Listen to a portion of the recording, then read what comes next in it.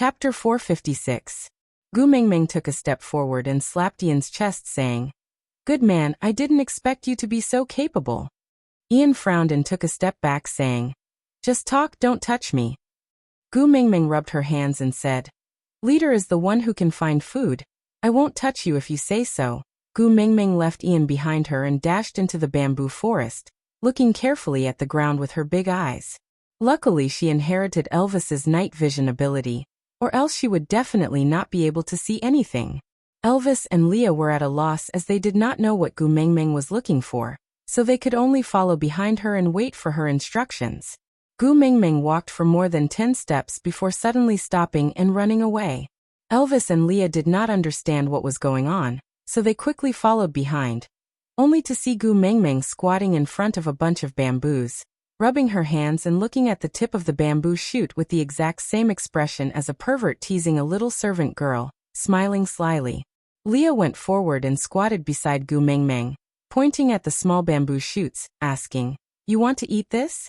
Gu Mingming nodded, then turned her head to look around. Leah asked again, "What are you looking for?" Gu Mingming said, Something that can be used as a tool to dig them out." Leah stretched out his hand and pinched the tip of the bamboo shoot lightly, pulling it upwards seemingly effortlessly. Then, the part of the bamboo shoot that was buried in the ground was pulled out. Damn! Gu Mingming could not help but shake her head and clap her hands. God knows how deep the roots of the bamboo shoot were buried in the ground. How could it be pulled out with bare hands?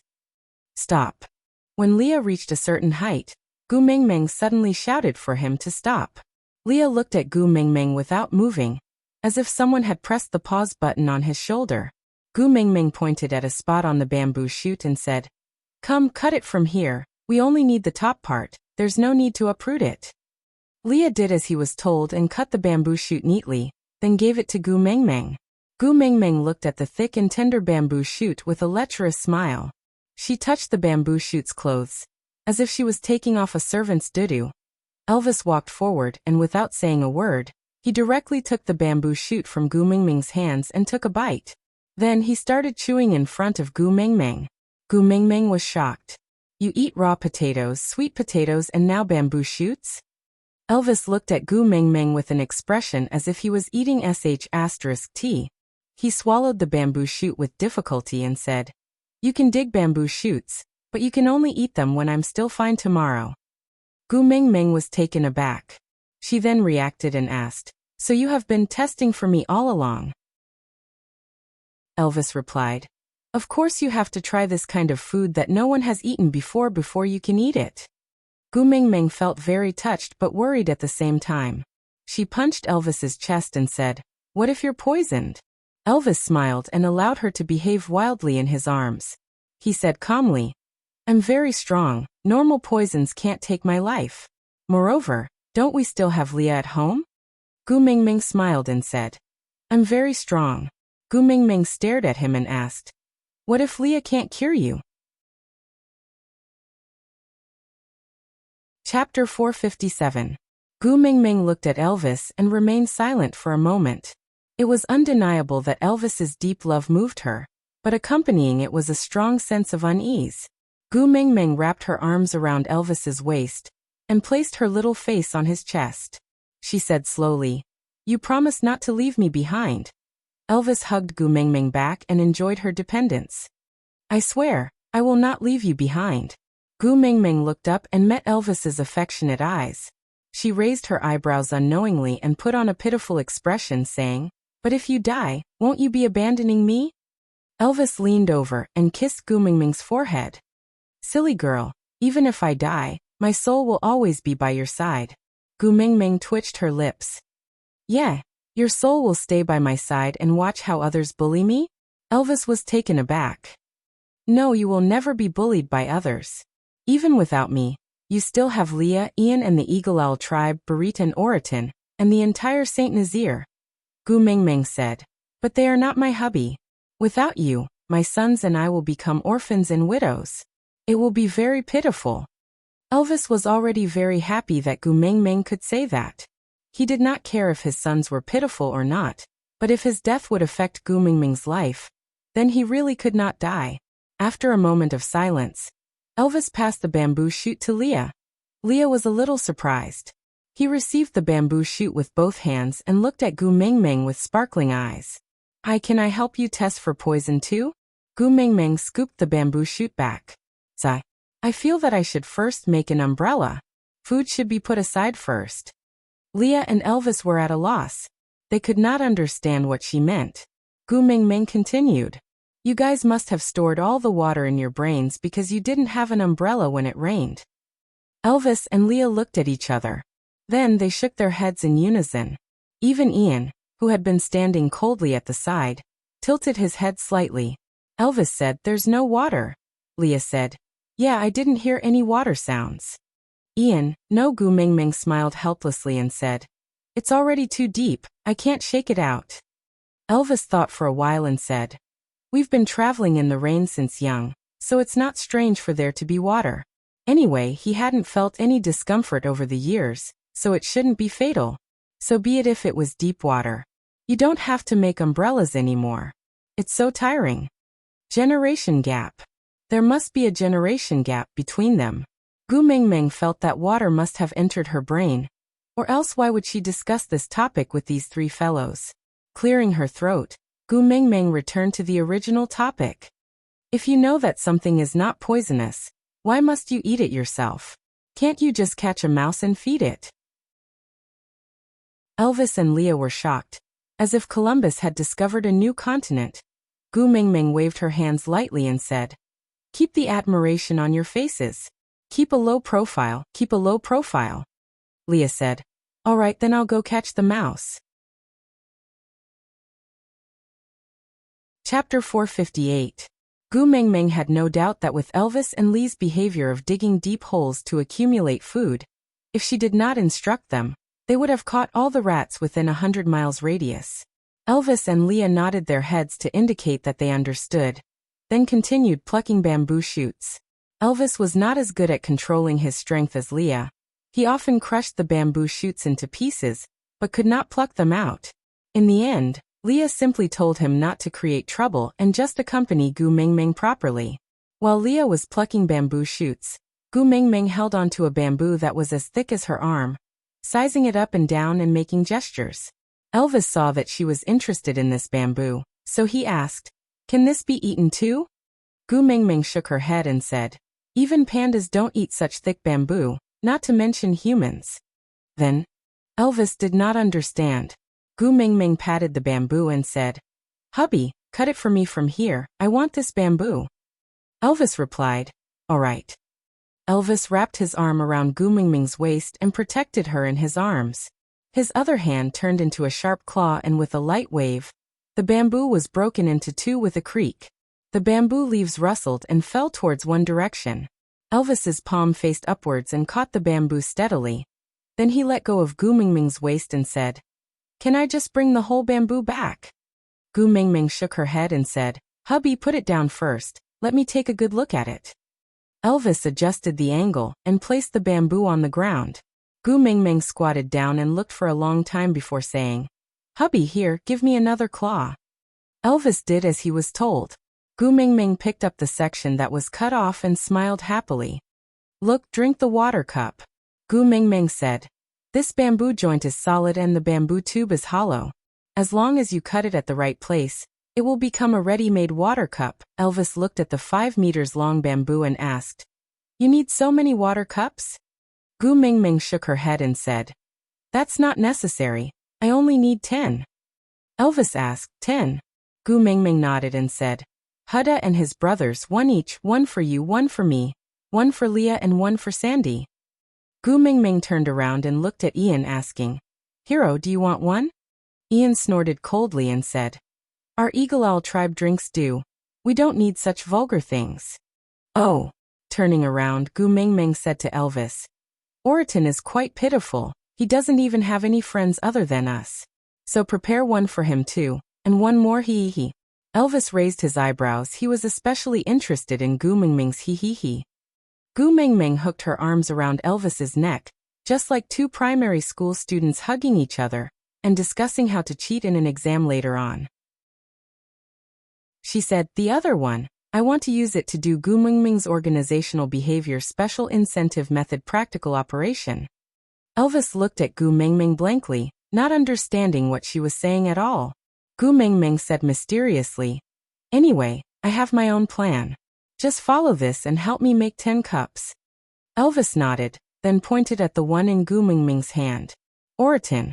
Then he cut another one and looked at it carefully. He didn't seem satisfied, so he said Huda.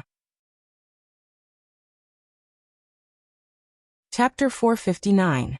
Elvis cut until he reached the 7th one, before taking out a bamboo cup with a clean cut and no hair at all in satisfaction. He handed it to Gu Mingming and said, "Mingming's." Gu Mingming took over her cup and smiled happily. Elvis cut another one and said, "Mine." Gu Mingming took over Elvis's cups and held them in each hand to study. Meanwhile, Elvis casually cut the remaining 2 cups carelessly. Gu Mingming took out the snake scale that Ellie gave her and used the sharp edge to carefully engrave the words Gu Mingming on it. Then, she engraved her name on Elvis's cup. She then passed Elvis's cup to him and said, "Here, this way we won't get mixed up." Elvis took over the cup and looked at the mark on it that he did not recognize at all. He would not tell Gu Mingming that even if there was no mark, the orcs would not recognize their own things wrongly. But with the mark she added, this cup looked especially different. After Elvis finished his work, Leah had already plucked bamboo shoots as high as a small mountain. Gu Mingming hurriedly stopped him and said, all right, if you continue, this bamboo forest will not be able to continue. Leave some for others, we just need enough to eat." Leah looked at the small pile of bamboo shoots and frowned. "So little? Enough to eat?" Gu Mingming said, "It's the rainy season now and the humidity is high. If there's too much, it will go bad easily and it will be a waste." Leah said, "Can't we pickle it?" Gu Mingming's lips twitched and she said, "Pickle bamboo shoots? Forget it, eat something fresh. How can we always eat pickled vegetables?" Leah nodded and said, "All right, I'll listen to you. I will help you pluck when you want to eat it." Gu Mingming smiled and nodded. Then, she took out a cup from her arms and passed it to Leah. "Here, it's yours." Leah had been listening to Elvis and Gu Mingming's conversation all along, so he knew that one of the cups was for him. But when Gu Mingming really handed it to him, Leah was still a little excited. After all, this was the first time Gu Mingming gave him a present. Leah held the cup in his hands carefully, as if he was holding a rare treasure. Gift givers always hoped that their gifts would be liked, and Gu Mingming was no exception. Seeing how much Leah treasured it, she said, "How about I carve a name for you too?" Leah asked excitedly, "Can I? You can also carve a name for me?" Gu Mingming took over Lee's cup and said, "Aya, isn't it just a matter of a few strokes?" Using snake scales to carve words was obviously not as good looking as using a pen. But since everyone was illiterate, they did not know what she had written, so she did not feel embarrassed. When she passed the cup with the words Leah engraved on it back to Leah, he did not take the cup. Instead, he held onto Gu Mingming's wrist and pulled her into his arms. "Gu Mingming, thank you. Today, I am very happy. When we were eating, and now, thank you. Thank you." Gu Mingming was not prepared for Leah to suddenly hug her. Feeling a little uncomfortable, she wanted to push him away, but hesitated. After a moment of silence, Gu Mingming replied, "The cup was made by Elvis. When we were eating, it was also you who took care of me. I should be the one thanking you. What you have done for me is much more than what I have done for you." Leah chuckled and slowly let go of Gu Mingming. Then he used his finger to lift her chin gently and asked, "Then are you going to repay me with your body?" Aside from the topic, today's update is over. See you tomorrow, babies. Also, the great editor said that he will arrange for a big recommendation for me in March. He asked me to save more chapters and prepare for an explosion of chapters. It would be a little difficult to save chapters with 9,000 chapters a day, but Susu will work hard. Chapter 460. Gu Mingming replied gently, "Scram." Elvis howled at the sky, scaring Gu Mingming so much that she shuddered. She turned around and asked, "Hubby, what are you doing? Are you excited to see the moon?" It's not a full moon night today." Elvis carried Gu Mingming and said, "There are so many bamboo shoots, Leah and I can't carry them all. Call the males in the tribe to come over and work. Gu Mingming looked like she was about to break down. She said, "Sigh, this is such a tragic beast world. We basically rely on walking for transportation and roaring for communication." Ian laughed coldly and said, "Ha!" Gu Mingming wanted to scold him, but he flapped his wings and flew away, flew away, flew away. So what if you can fly? Do you think you are an angel just because you have wings? You could even be lazy. If you have the guts, don't fly. Come down and see who is better. Gu Mingming was just putting on an act and roaring. Who knew Ian would return and stop in midair, transforming into a half-orc. His human body flapped his wings, and he looked down at Gu Mingming from above. His face looked even paler under the moonlight, and he looked slightly sickly. If you have the guts, come down. Gu Mingming clenched her teeth and pointed at Ian. Come down. Ian raised his eyebrows and landed slowly. He transformed into a human and took a step forward. I am coming down. What do you want to compete with me in? Gu Mingming took a step back and said, You really came down. Ian crossed his arms and said, Didn't you ask me to come down? Gu Mingming hissed and said, Do you have any professional ethics for quarreling? You clearly know that I can't beat you in a fight and can't catch you. Why can't you just let me have my fun? Ian raised his head and said, Weaklings don't have the right to flaunt their prowess in front of the strong. If you can't beat me in anything, why should I let you have your fun? Gu Mingming nodded and said, All right, if I don't compete with you today, you will think that I am afraid of you, right? Ian nodded. Gu Mingming looked around and then chuckled. You didn't mate, right? Ian nodded and looked at Gu Mingming with a "you're talking rubbish" expression. Gu Mingming hugged Elvis's arm and said, I have a partner, do you? Ian was speechless. He was clearly a bird, so why did he feel like a dog at this moment? Gu Mingming tugged at her collar, revealing the mating mark. I have a mating mark, do you have one? TSK, let alone an old bachelor like you who doesn't have a partner. Even if you did, you wouldn't have a handsome mating mark like mine. Ian. Woof. Gu Mingming leaned into Elvis's arms and scrutinized Ian, saying, I have 4 sons. May I ask how many children do you have in your family? Ian. Woof woof. How dare you torture a single dog, and even bring a group of family and child package? Gu Mingming chuckled and took 2 steps forward. She hugged Ian's neck and said, I heard from my hubby that your Eagle Owl tribe didn't have a single female previously. On this trip, I brought back 16 golden hairpins. All of them are perfect females, the #1 beauties of the original tribe. I even abducted many of the strongest warriors from the tribe.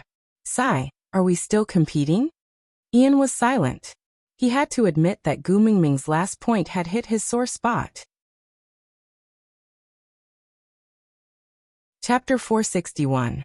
Gu Mingming laughed slyly, then hugged Ian's neck even tighter. But since these beauties are now part of Saint Nazir and the Eagle Owl tribe is also part of Saint Nazir, your tribesmen can also woo these females if they are willing. Being able to fly is a rather awesome additional attribute. I believe many females would be willing to have an air force at home. Of course, since we are so close, I will definitely take care of you first. If you like anyone, I will help you matchmake them.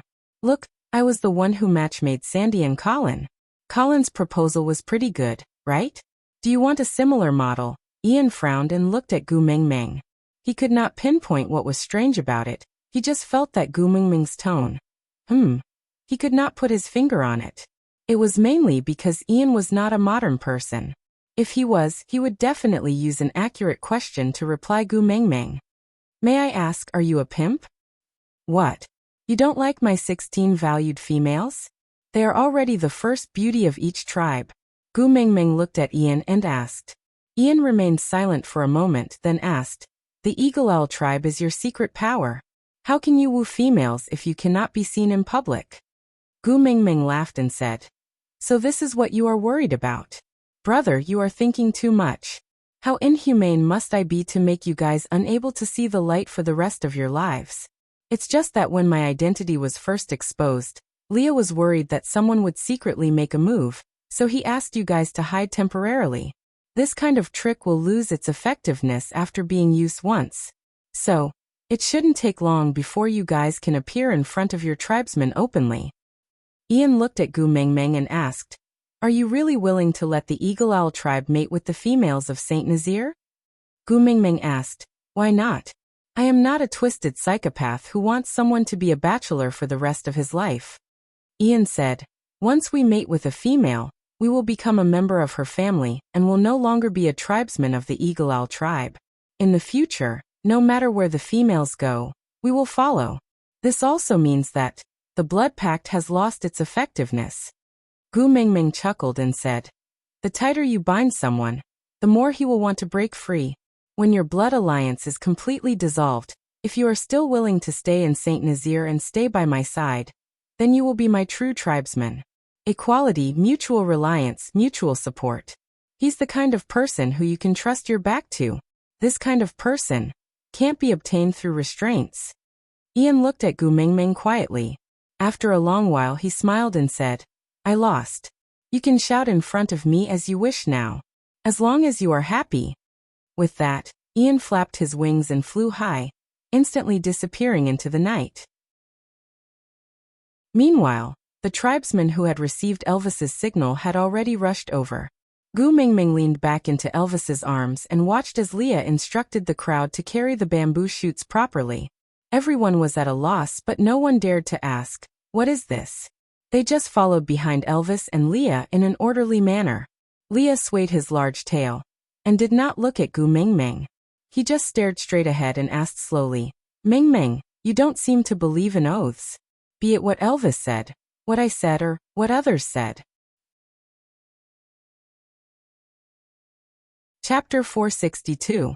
Gu Mengmeng recalled the things that happened after she came to the beast world. Although Elvis and Leah had always treated her well, before they mated, no matter how much they promised and swore to her, she had never trusted them completely. There was always an obvious uneasiness in her heart. Even on the day she confirmed her relationship with Leah, she still thought that Leah would eat her up. After that, after experiencing many things, Elvis's companionship and warmth slowly made her open up her heart to her. Trust was a luxury, and she had once thought that she no longer possessed such an ability. Smiling, Gu Mengmeng replied, "Don't believe words easily. People will not betray me. Don't make promises easily. I will not betray others. Haven't you heard of it? There's only a fine line between promises and lies. The former requires the speaker to take it seriously, while the latter requires the listener to take it seriously. So, this is the most unreliable thing. How can I trust it?" Leah turned his head and looked at Gu Mengmeng asking, "You don't trust promises, but trust people's hearts?" Gu Mengmeng knew that Leah was asking her about allowing the Eagle Owl tribe to mate with the females in the tribe, so she smiled and replied, "I don't trust people's hearts, I trust you guys." Leah was taken aback, and even Elvis stopped in his tracks to look at Gu Mengmeng. Gu Mengmeng lowered her head shyly and said, "Both of you have the absolute ability to build Saint Nazir into the strongest tribe in the entire beast world. Even without me, the rise of Saint Nazir is just a matter of time. My appearance can only be considered as the icing on the cake. A strong tribe will never lack loyal subjects." "No." Elvis kissed Gu Mengmeng's little hand gently and said, "Without you, Saint Nazir would just be a cold shell. You're the one who gave Saint Nazir hope. You're the one who gave life to Leah and me. You're not just the icing on the cake, you're the only key to our fate." Gu Mengmeng's heart thumped at Elvis's serious attitude. She hugged Elvis's neck and gently placed her forehead against his, saying, "Silly hubby, do you know? Before I met you, I was an unmarriageable person." Elvis looked at Gu Mengmeng and did not interrupt, just quietly listening to her narration. "I don't have any sense of identity or trust in marriage. I don't need to tell you the reason, but you know it." The corner of Gu Mengmeng's eyes drifted to the tribesman behind her. She had already lied about being the daughter of the beast deity, so she definitely could not mention her parents' divorce in front of outsiders in the future. But previously in Solder, she had mentioned it to Leah and Elvis. Gu Mengmeng believed that the two of them would not forget what she said. Sure enough, Elvis and Lee's eyes darkened as heartache appeared on their faces. Chapter 463. Gu Mengmeng lowered her head and looked at the mark on her collarbone. She smiled faintly and said, I'm actually very sorry that this mark could not be branded on my heart. Because it proves my selfishness. Elvis frowned. He was not angry but his heart ached. He did not like the expression on Gu Mingming's face. She was clearly smiling but looked so sad. Gu Mingming said, Initially, I agreed to mate with you because the atmosphere was too confusing. Another reason was that I did not want to be alone anymore. I believed you. I felt that if it was you, you would definitely not betray me or abandon me. So, at that time, I selfishly wanted to possess you and capture you. But I did not love you deeply. If we only mated now, I believe that your mark would definitely be on my heart. Elvis gazed into Gu Mingming's eyes gently. His blue pupils seemed to have condensed all the deep emotions under the night sky on her. He slowly opened his mouth. His voice was low and melodious like a cello. Xiaoming, thank you for your selfishness. Because it gave me a lifetime of happiness. You don't blame me? Mark. Gu Mingming looked at Elvis. She wanted to say something but stopped. Elvis shook his head and said, To be able to leave my mark on your body is already a blessing of 3 lifetimes. To be able to be so close to my heart, how can I blame you? Leah remained silent for a long time before finally saying, Gu Mingming, I'm sorry. Gu Mingming was taken aback. She thought about what she said to Elvis. From Lee's perspective, he must have been blaming him for the lie he made up to make her accept Elvis. Just as she was about to explain, Leah spoke first. After that incident, I thought of many ways to remedy it. But I still owe you a complete apology. I was too arrogant. I always felt that everything was going according to my plan. I neglected your feelings and caused you to be hurt again. Lee's expression was too solemn. This made Gu Mingming's heart tug hard. He himself was covered in wounds and wounds.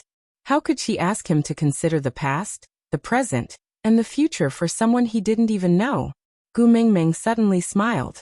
She patted Lee's shoulder and said, Compared to an apology, I want to hear a confession more.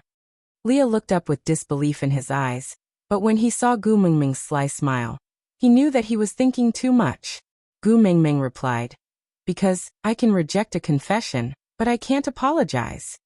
As expected, Leah took a deep breath and changed back to his usual seductive and affectionate look. He leaned against Elvis and rested his chin on Elvis's shoulder. He wagged his large tail in front of Gu Mingming and said, You obviously enjoy the feeling of me being by your side, right? Gu Mingming scoffed and said, How is that possible? I can't wait to find a senior monk to deal with you, you evildoer. But Leah did not believe her and said, Then why did you ask me to scram back the other time? You even said that if I don't return to your side, you will ask Elvis to break my legs. Gu Mingming was deeply worried about her intelligence, and regretted for the 10086th time that she should not have been rash and fallen into this cunning fox's trap.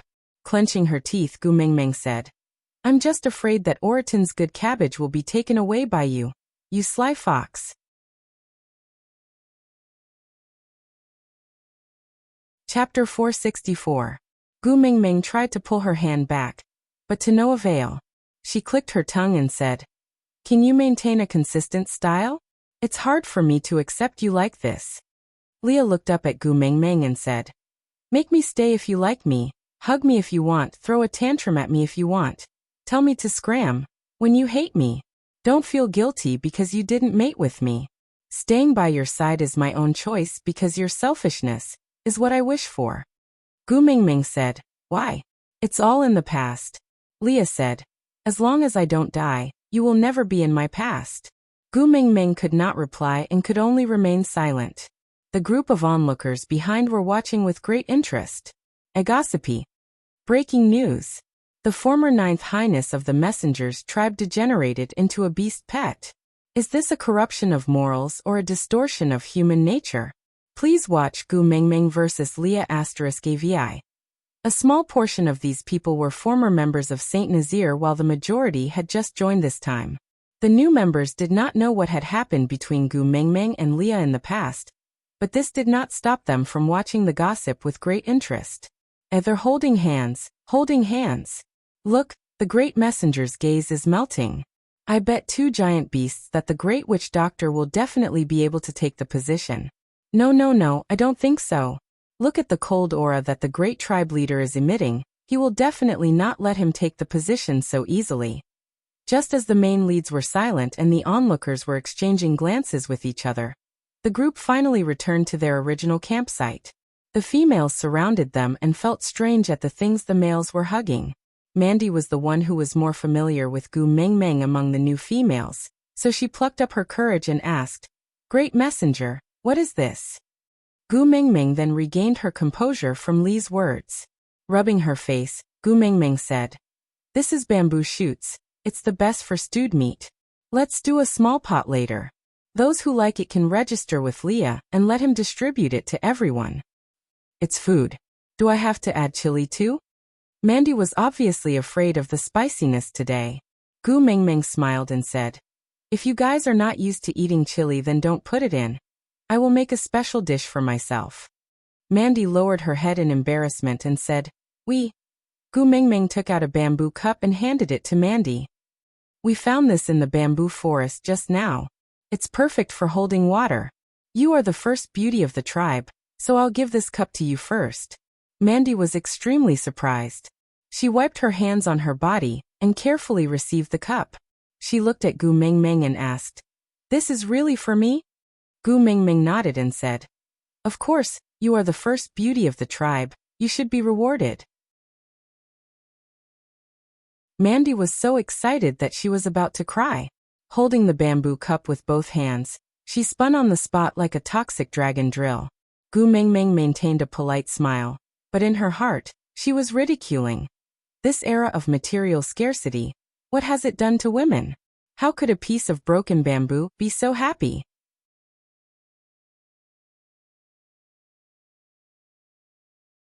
Chapter 465. He still had to rely on Leah to cook. Fortunately, he was not affected by the events on the road, and had already recovered. Gu Mengmeng intentionally avoided him, but he acted as if he did not notice and continued pestering Gu Mengmeng, asking, "It's also my first time eating this thing. You should at least give me a demonstration, right?" Gu Mengmeng had no choice but to nod her head. She took a small step back and widened the distance between them. She called Elvis over to cut the bamboo shoots into slices before cutting them into strips. Elvis had a side effect from cutting ginger during winter. No matter what he cut, the thickness would be similar to that of ginger slices. Unless Gu Mengmeng had special instructions, they would all be treated the same, mechanized assembly line production. Gu Mengmeng set up a small pot. She first used the fat meat to make some oil, then placed the cut beast meat into the pot. Fire was different from gas. There was no way to control the heat evenly, so she could not fry it slowly over a small flame, and could only stir-fry it quickly. After barely stir-frying the meat until it was golden brown, Gu Mengmeng scooped the meat out and added ginger and chili into the hot wok. After stir-frying it until it was fragrant, Gu Mengmeng poured the meat back into the wok and added water. After everything was done, the surroundings were already crowded with people. Gu Mengmeng looked up and saw many pairs of longing eyes staring at her. Gu Mengmeng tilted her head and said, "Here. I added chili." Mandy took a small step forward and said, "Great emissary, I'm not afraid of chili. Can you share some with me?" Gu Mengmeng squinted her eyes and smiled. "It's my honor to be able to have dinner with the first beauty of the tribe." Mandy blushed and slowly walked to Gu Mengmeng's side. She sat obediently by the side and watched Gu Mengmeng's back view as she circled around the pot. Her eyes filled with admiration. Gu Mengmeng used beast skin to pad the handle of the pot, and poured the bamboo shoots into the pot. She then used chopsticks to stir the bamboo shoots evenly before using a stone board to cover the pot. Turning his head to look at Leah, he said, "That's the basic process. Normally, you can collect the juice after stewing it for an hour, but the meat of wild beasts is harder to rot than domestic pigs, so you can cook it for another half an hour or so. Season it with salt before serving." "Oh, right, do you still have any potatoes?" Leah nodded. "There's more," Gu Mengmeng said. "Then cut 2 potatoes and soak them in water. Just put the potatoes in the pot and stew them together. Leave the water that was used to soak the potatoes and don't touch it. After the starch has settled, pour away the excess water, and leave it for the final thickening. Leah nodded nonchalantly and looked at Gu Mingming. Suddenly, he went forward and pressed his face against the tip of Gu Mingming's nose. He stayed there for 2 seconds and smirked at Gu Mingming's frightened face. But how long is 1 hour? How long is half an hour? Gu Mingming cleared her throat and took a small step back. You don't have to be so precise. Just make it about the time you usually stew potatoes. Leah wrapped his arm around Gu Mingming's waist and pulled her into his arms. Using his height advantage, he shrouded her under his shadow. He looked down at the flustered Gu Mingming and said in a low voice, I'll teach the other males how to make stewed meat with bamboo shoots first, then come back to eat with you. Gu Mingming pushed Leah a few times but to no avail. She could only maintain this pressuring posture and look up at Leah. That, actually you can stay and eat with them. You don't have to come back to accompany me.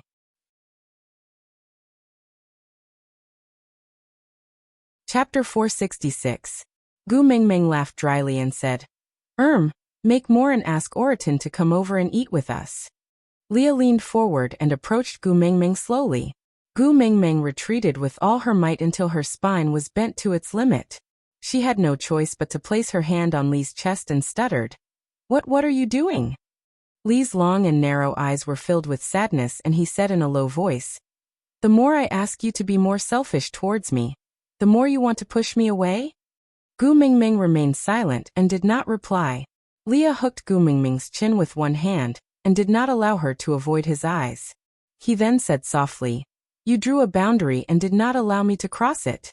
I can only stand at the boundary and look at you that I cannot touch no matter how long I stretch out my arms. Greed and desire have forced me to break through that boundary again and again to get closer to you. But you always escape even further the moment I cross the boundary. I don't want much. I just want to push the boundary a little closer to you, so that I can touch you with my fingertips when I stretch out my arms with all my might. Then I will know my place and not cross it. Just a little bit will do, so that I can reach you. Just a little bit. Gu Mingming pursed her lips and remained silent for a long time before saying, Maybe, the scenery behind you is even more beautiful. Why don't you try turning around? Leah laughed, a rather miserable laugh and asked, You are abandoning me? Gu Mingming did not say anything and just frowned. Leah suddenly let out an sound as if he had suddenly realized something and said, Yes, in your eyes and in your heart. I am no longer the daddy Leah from before. You have never allowed me to become your male, so abandoning to me is a luxurious word. Leah let go, turned around and stood still. I will go teach the males how to stew bamboo shoots, and then stay there to eat with them. You don't have to let Oratin go there because of me, although I am not the one who is favored. But I am also happy to have another person by your side who can make you happy. With that, Leah slowly walked to the side and did not look back again. Li's body heat still lingered on Gu Mingming's body, and when the night breeze blew, it disappeared without a trace. Winter was clearly over, but it was still so cold. Elvis hugged Gu Mingming from behind and kissed her forehead. As long as you call for him, he will come back. Gu Mingming's eyes lit up. Gu Mingming shook her head. Maybe. I should let him live. Ha. Elvis was confused. Gu Mingming said, We have a famous saying there. If you love, please love deeply. If you abandon, please be thorough. Don't be ambiguous and hurt yourself and others. Elvis remained silent and did not speak. Gu Mingming stood behind Leah and stared at his back as he demonstrated how to make bamboo shoot stew meat in the crowd. She said, Maybe from the start, I shouldn't have taken a laissez-faire attitude and given him a buffer period. This kind of attitude made it harder for him to let go. It was hard for him to give up, and he was at a loss for what to do. Elvis kissed her hair and said, No, you're not wrong. If you hadn't been soft-hearted back then, Leah might not have survived that winter. Gu Mingming looked up in confusion. Chapter 467. If you didn't allow him to enter the cave when I was injured, when the snow melts this year, you might only see a dead fox at the cave entrance. Gu Mingming stared at Elvis in a daze. After a while she said, He was at the cave entrance when the stray beasts came? Then why didn't he come in to help? Elvis's expression froze. He lowered his head and said, Xiao Meng. I'm sorry. Gu Mingming frowned and looked at Elvis without saying a word. Elvis pursed his lips and said, I pretended to faint during the battle to create a chance for Leah to enter the cave. I was afraid that you would be too embarrassed to mate with him because I was awake, so that don't be angry. Gu Mingming turned her head away, not wanting to say a word to Elvis. Elvis was like a child who had done something wrong. He followed behind Gu Mingming and pulled her hand. I know I was wrong. I shouldn't have lied to you and pretended to faint to make you worry. But Leah could not hold on any longer. If I had done that, he would have died in the snow. I was afraid that I would regret it, and also afraid that you would, so I was wrong. If you are angry you can hit me? Or twist my ears? As Elvis said that, he transformed his pair of wolf ears and placed Gu Mingming's little hands on his ears. He bent down to accommodate Gu Mingming's height. I promise I won't hide. Twist my ears until you vent your anger, alright? Gu Mingming sighed. If I remember correctly, we had just mated when the stray beasts rushed into the cave, right? Elvis, do you really love me? Elvis was completely frozen. He hugged Gu Mingming tightly in his arms. I know you are angry. I will accept any punishment you want, but you are not allowed to leave me. Not allowed. Do you love me? This was a very serious question, because Elvis clearly remembered what Gu Mingming had said before. If you have a change of heart in the future, I will bring my sons back to where I came from, and never come back again. I will make sure that you will never find us again. After experiencing Gu Mingming's jumping into the lake incident in the afternoon, Elvis was extremely sensitive. He was too afraid that Gu Mingming would leave him. He did not know if Gu Mingming would be disappointed in him, suspect his feelings and waver in her decision to stay. Gu Mingming took a deep breath. I did not say I want to leave you. I just asked you, do you really love me? Elvis hugged Gu Mingming tightly and refused to let go. He desperately wanted to prove his love, but realized that all his words were so pale and powerless. He did not know what to say to make Gu Mingming believe that the reason he helped Leah create that kind of opportunity was precisely because he loved her too much and did not want her to be unhappy in the slightest. After pondering for a long while, Elvis held her hand and placed her palm on his chest, saying, If I dig it out for you to see, then you won't leave, all right? Gu Mingming's heart trembled. Gu Mingming felt the vibration coming from her palm, and only spoke after a long while. You don't have to use this method to keep me here. My son is still here, so I won't leave. With that, Gu Mingming retracted her hand. Elvis refused to let go. He was afraid that she would injure herself with brute force, so he could only use his other hand to hug her waist tightly to secure her in his arms. Frowning, Elvis could feel the uneasiness in his chest that was throbbing in unease. You don't even dare to say you love me. Why are you still hugging me? Let go of me. Gu Mingming twisted and struggled, kicking and hitting Elvis.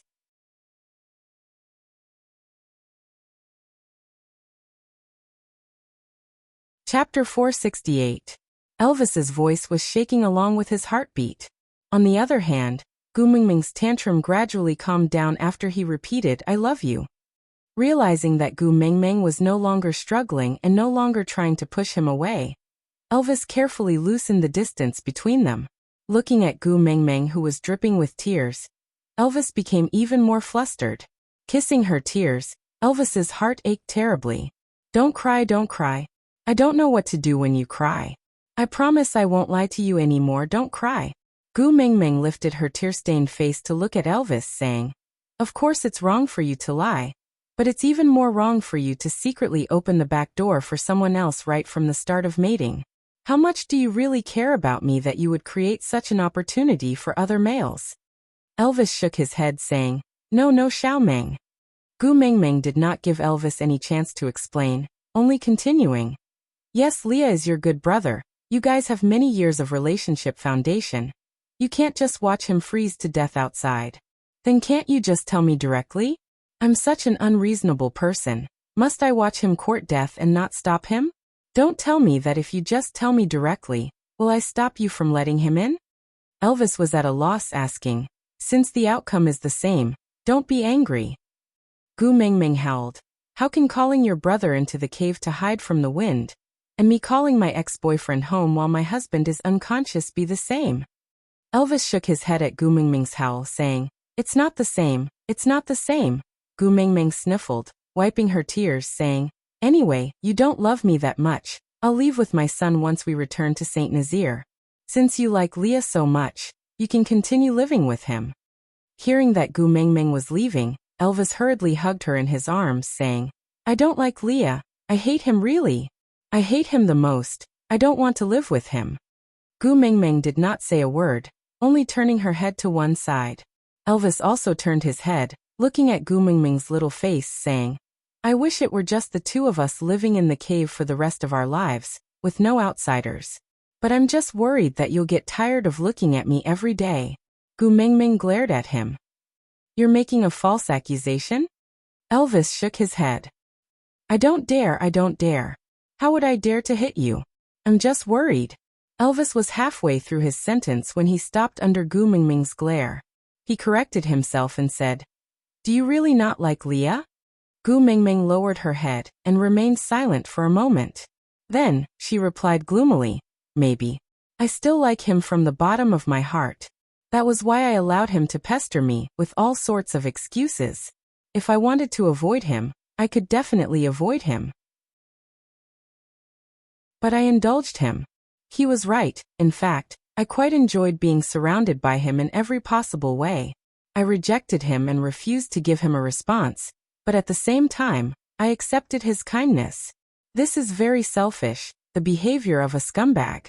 Elvis wanted to say something but did not say anything in the end. He just hugged her in his arms and patted her back lightly. Because of the strange atmosphere between the messenger of the beast deity, tribe leader and witch doctor, everyone was extremely cautious, afraid that they might get into trouble. For the next 2 days, everyone set off when Gu Mingming said to go. When Gu Mingming said to stop, everyone stood at attention. Even the pampered females did not dare to complain. Finally, on the afternoon of the second day, Gu Mingming and the rest returned to Saint Nazaire. Aside from the topic, an unforgettable night, audience friends, it's time to say goodbye to everyone again.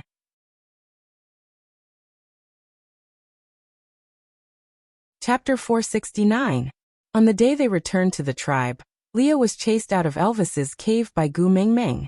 He stood at the outskirts of Elvis's territory and stared straight at the entrance of the cave.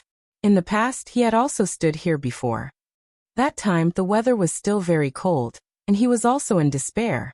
Other than Leah, Elvis was also ordered to move to the outermost room of the cave, while Gu Mingming and her 4 sons stayed in the innermost room.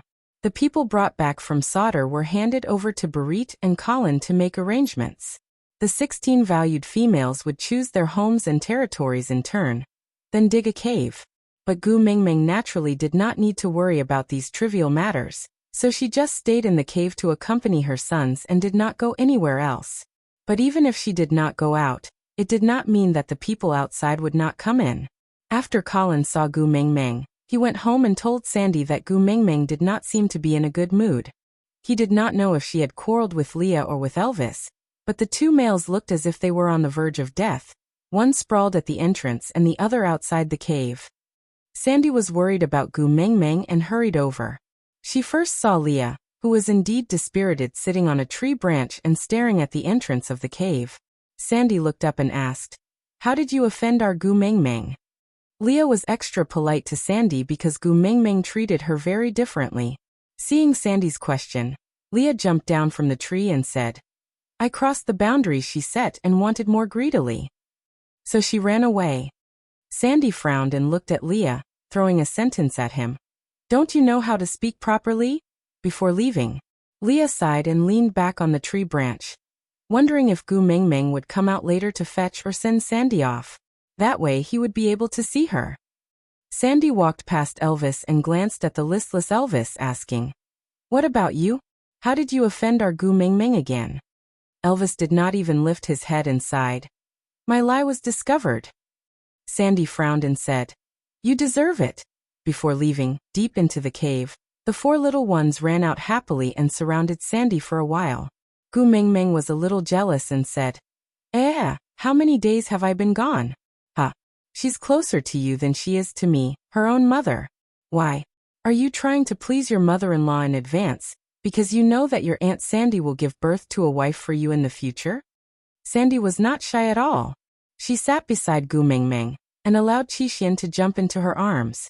She hugged him and stroked his little head. The two outside are about to turn into salted fish.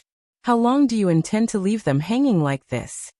Gu Mingming was not shy at all. Gu Mingming pursed her lips and pulled Sandy's little hand. Then she patted her son's little buttocks and said, "Go ask your father to bring you out to play. I want to have a private conversation with Aunt Sandy. If you dare to eavesdrop, I'll run away from home." Gu Mingming shouted the words "run away from home" at the top of her lungs. No matter how slow Elvis was, he knew that she was warning him.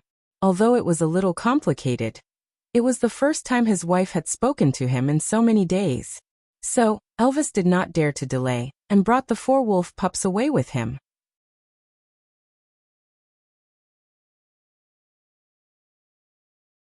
Chapter 470. Gu Mingming nodded and heaved a sigh of relief. She hugged Sandy's waist and leaned into her arms, just like how Sandy had leaned into her arms when she was injured. Gu Mingming whimpered and looked up at Sandy. "Sandy, I feel so terrible." Sandy gently caressed Gu Mingming's hair and said, "Both of them know their mistakes. If you are still angry, let them fight each other until their faces are all swollen. Then you can calm down and forgive them." Gu Mingming's eyes were filled with tears. Gu Mingming smiled. "This time, they are not in the wrong. It's me." Sandy widened her eyes. "How could you be wrong? You are the messenger of the beast deity, Gu Mingming." Gu Mingming rubbed Sandy's round little face and said, "But the messenger of the beast deity is also human. There are times when she is greedy, weak, at a loss of what to do, and when she lies to herself." Sandy could not understand such profound words. But she knew that Gu Mingming was really feeling terrible now. She had never seen Gu Mingming so depressed before. Her heart ached for her and she frowned. Sandy asked gently, "Then what exactly happened? Can you tell me about it?" Gu Mingming thought for a while but realized that she did not know where to start. She gave a bitter laugh and sighed. "I mated with Elvis, but I can't forget about Leah. I had both sides in my hands and all 3 of us were tortured. Leah did not even have a title and was despised by everyone. Elvis was even worse. His newlywed wife had an affair and was mentally cheating on him. Not only did he have to pretend to be deaf and mute, he even cooperated with his wife to smash the wall because he was worried that he would be abandoned. 2 outstanding males were suffering because of my selfishness. But none of them came to blame me. Instead, they coaxed me, gave in to me and took care of me. They were afraid that I would be the slightest bit unhappy." Sandy blinked her eyes and asked, "Isn't that good? Then why are you angry?" Gu Mingming looked up. "Good? What's so good about it? I couldn't let go of Leah, so I was being disloyal to Elvis. I let Leah have fantasies about me, but I couldn't give him a title, so I was being disloyal. I was the one who was being disloyal and unjust, so I was filled with guilt every day when I faced these 2 males. The more I wanted to make it up to them, the more I owed them. I can't breathe anymore."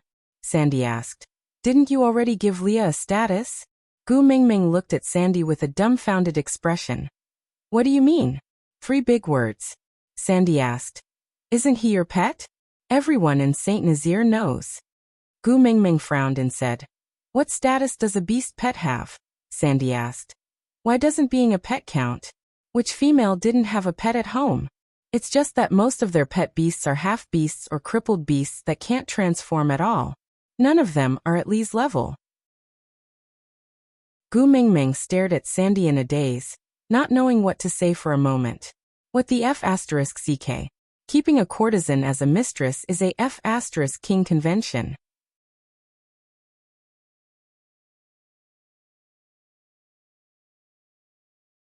Chapter 471.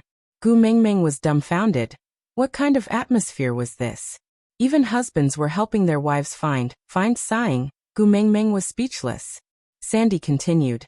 "Although we have not mated with a beast pet yet, and there is a high possibility that we will not mate with a beast pet for the rest of our lives, but this does not stop us from treating them well. Take Nina for example. Her 40 over partners are so envious of that beast pet.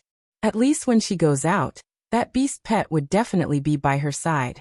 It is not an exaggeration to say that Nina treats that beast pet better than all her partners. Gu Mingming thought about it and felt that it was understandable. After all, in the modern world, many young ladies treated their dogs better than their boyfriends.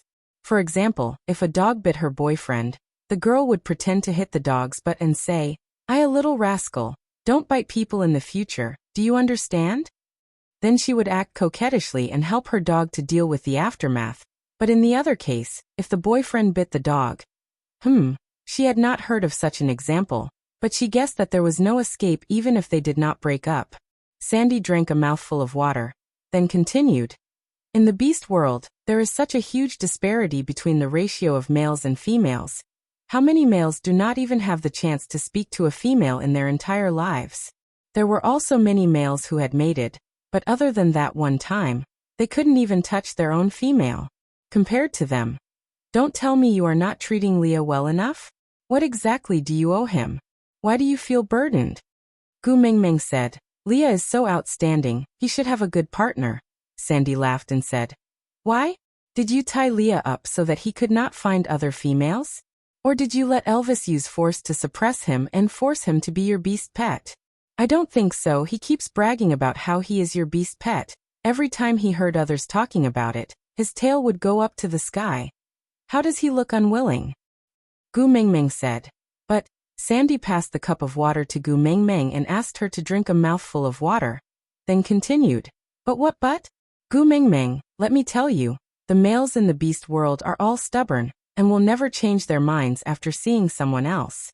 If they don't like you, that means they don't like you. No matter how good you are, it's useless.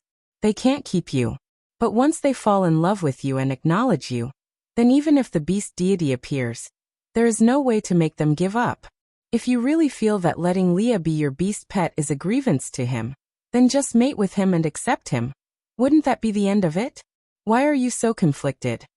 Gu Mingming bit her lip and said, I just mated with Elvis, it hasn't even been half a year. Sandy stared at him and asked, What? Elvis objected. Gu Mingming hurriedly shook her head and pulled Sandy, who looked like he was going to argue with Elvis. Elvis did not object, on the contrary, he even created opportunities for Leah. Sandy sat down and said, That's more like it. In the beast world, it was a taboo for males to stop females from mating, because if a female had too few partners, she would not be able to receive the best care. Females were originally weaker than males. They would die if they were not careful, so they must receive the best care in all aspects. Furthermore, if the female has too few partners, it will also lead to a lack of reproduction. Some races have perished because of this. Aside from the topic, ask who still hates Sandy now.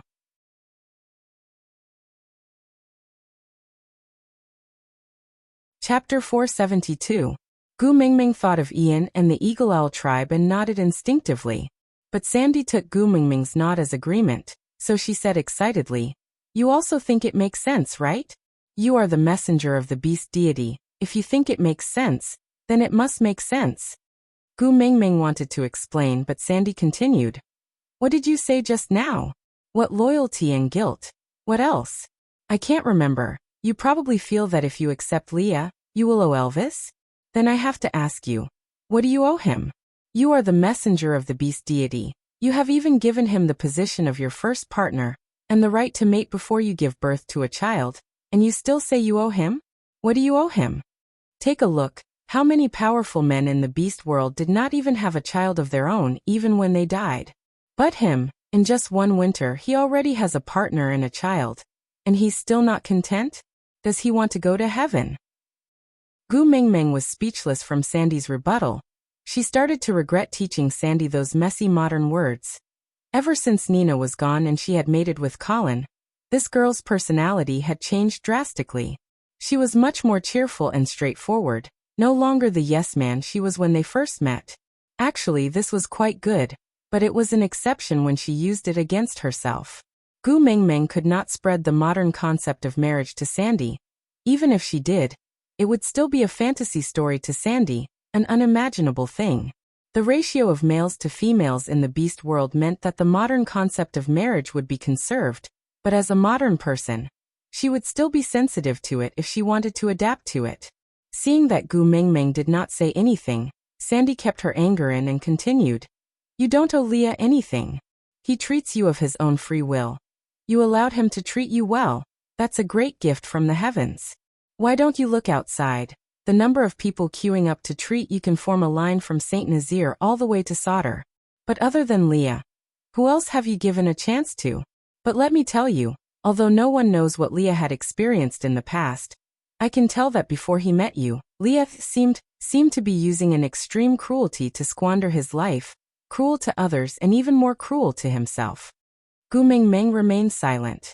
What exactly did Leah go through? She had only heard Elvis talk about it. Leah had avoided the important parts and talked about the trivial, so that she could piece together a vague outline. But as for the details, unless Leah was willing to tell her, no one else would know what he had gone through. Sandy drank a mouthful of water and continued. But ever since he met you, he has become a different person. No, it should be said that the Leah of the past had always lived in the night, and you were like the sun, lighting up his world and granting him a new life. Do you know when was the first time I saw Leah smile? Meng asked when.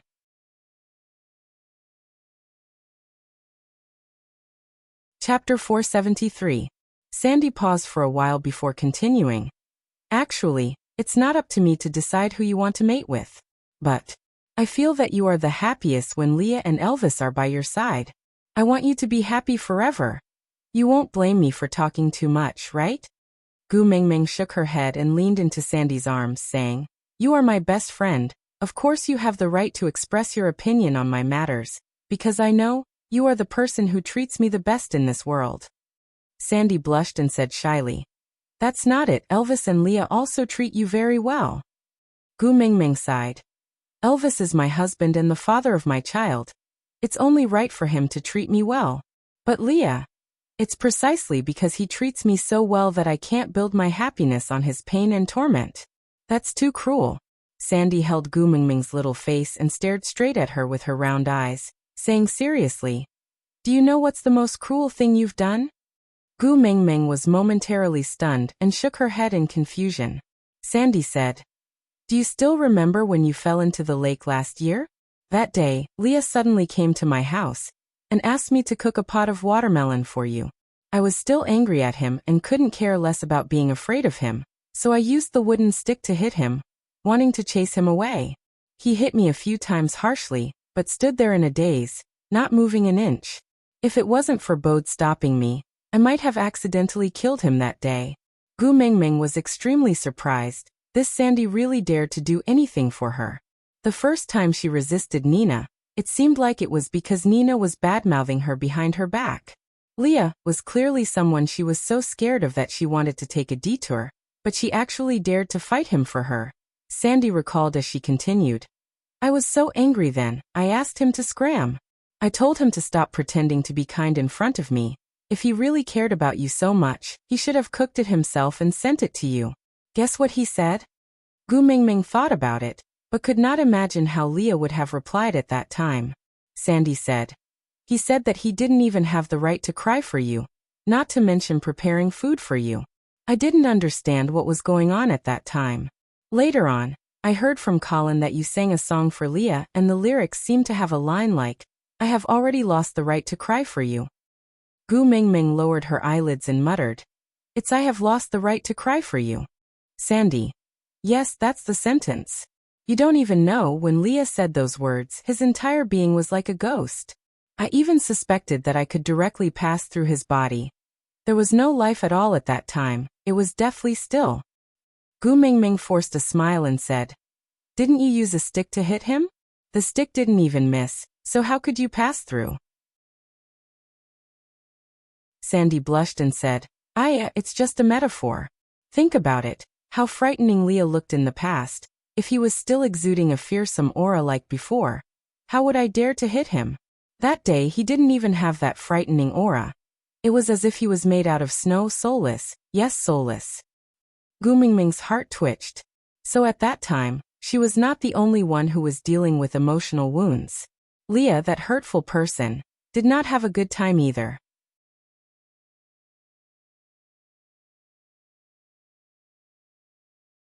Chapter 474. Gu Mingming's lips curled up when she recalled Li's expression that day. Sandy suddenly sighed and said, "But just now, when I looked at Leah, he looked like he was half dead and actually said some incomprehensible words, something like, 'I crossed the boundary, so you ran away.'" Gu Mingming pursed her lips and did not say a word. She remembered that Leah had said those words to her on the way back from solder.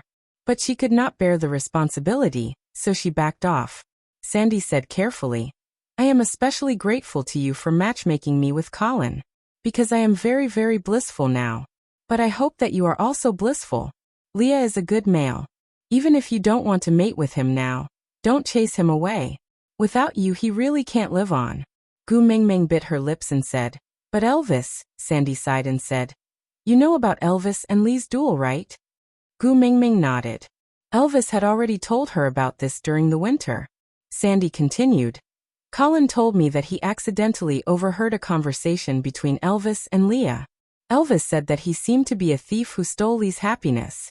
In the beast world, snatching is not shameful, but stealing is. I guess that Elvis kept creating opportunities for Leah because of this reason. If you accept Leah, then Elvis will only get one more position as the first partner than Leah. To both of them, it's the same no matter who takes this position. But if you reject Leah, it's fine if Leah can find a better female to mate with. But do you think that this possibility exists?" Gu Mingming wanted to say something, but Sandy did not give her a chance. She answered her own question directly, "Not possible." Gu Mingming almost bit her own tongue. Seeing that Sandy had no intention of letting her interrupt, she just obediently listened to Sandy. Sandy said, "Then there is only one possibility left. Leah had nothing left to live for because of you and passed away in the end. But what about Elvis? He has to feel guilty for the rest of his life, because this happiness originally belonged to Leah. He stole Li's female, stole Li's life, stole Li's life." Gu Mingming wanted to say that this was not the way to use vanishing beauty. But looking at Sandy's furious expression, Gu Mingming did not dare to interrupt her. She just nodded obediently, indicating that she understood. Hearing Gu Mingming's reply, Sandy nodded in satisfaction. So no matter from Li's or Elvis's point of view, keeping Leah is the best choice for them. Whether you want to mate or not, it's up to you. Don't feel pressured just because Leah treats you well, as if you owe him something if you don't mate with him. Please, it's natural for a male to treat a female well. If you have to mate with someone who treats you well, how many partners would you have? Let me tell you, there is no such rule in the beast world. Mating depends on the female's mood. It has nothing to do with anything else. If Lil Miss is happy, you can wash me clean and lie down. If Lil Miss is not happy, there is no use even if you lie flat. Gu Mingming's face was filled with horror as she thought to herself, "Darling Sandy, can't you be more tactful with your words? I'm still a baby."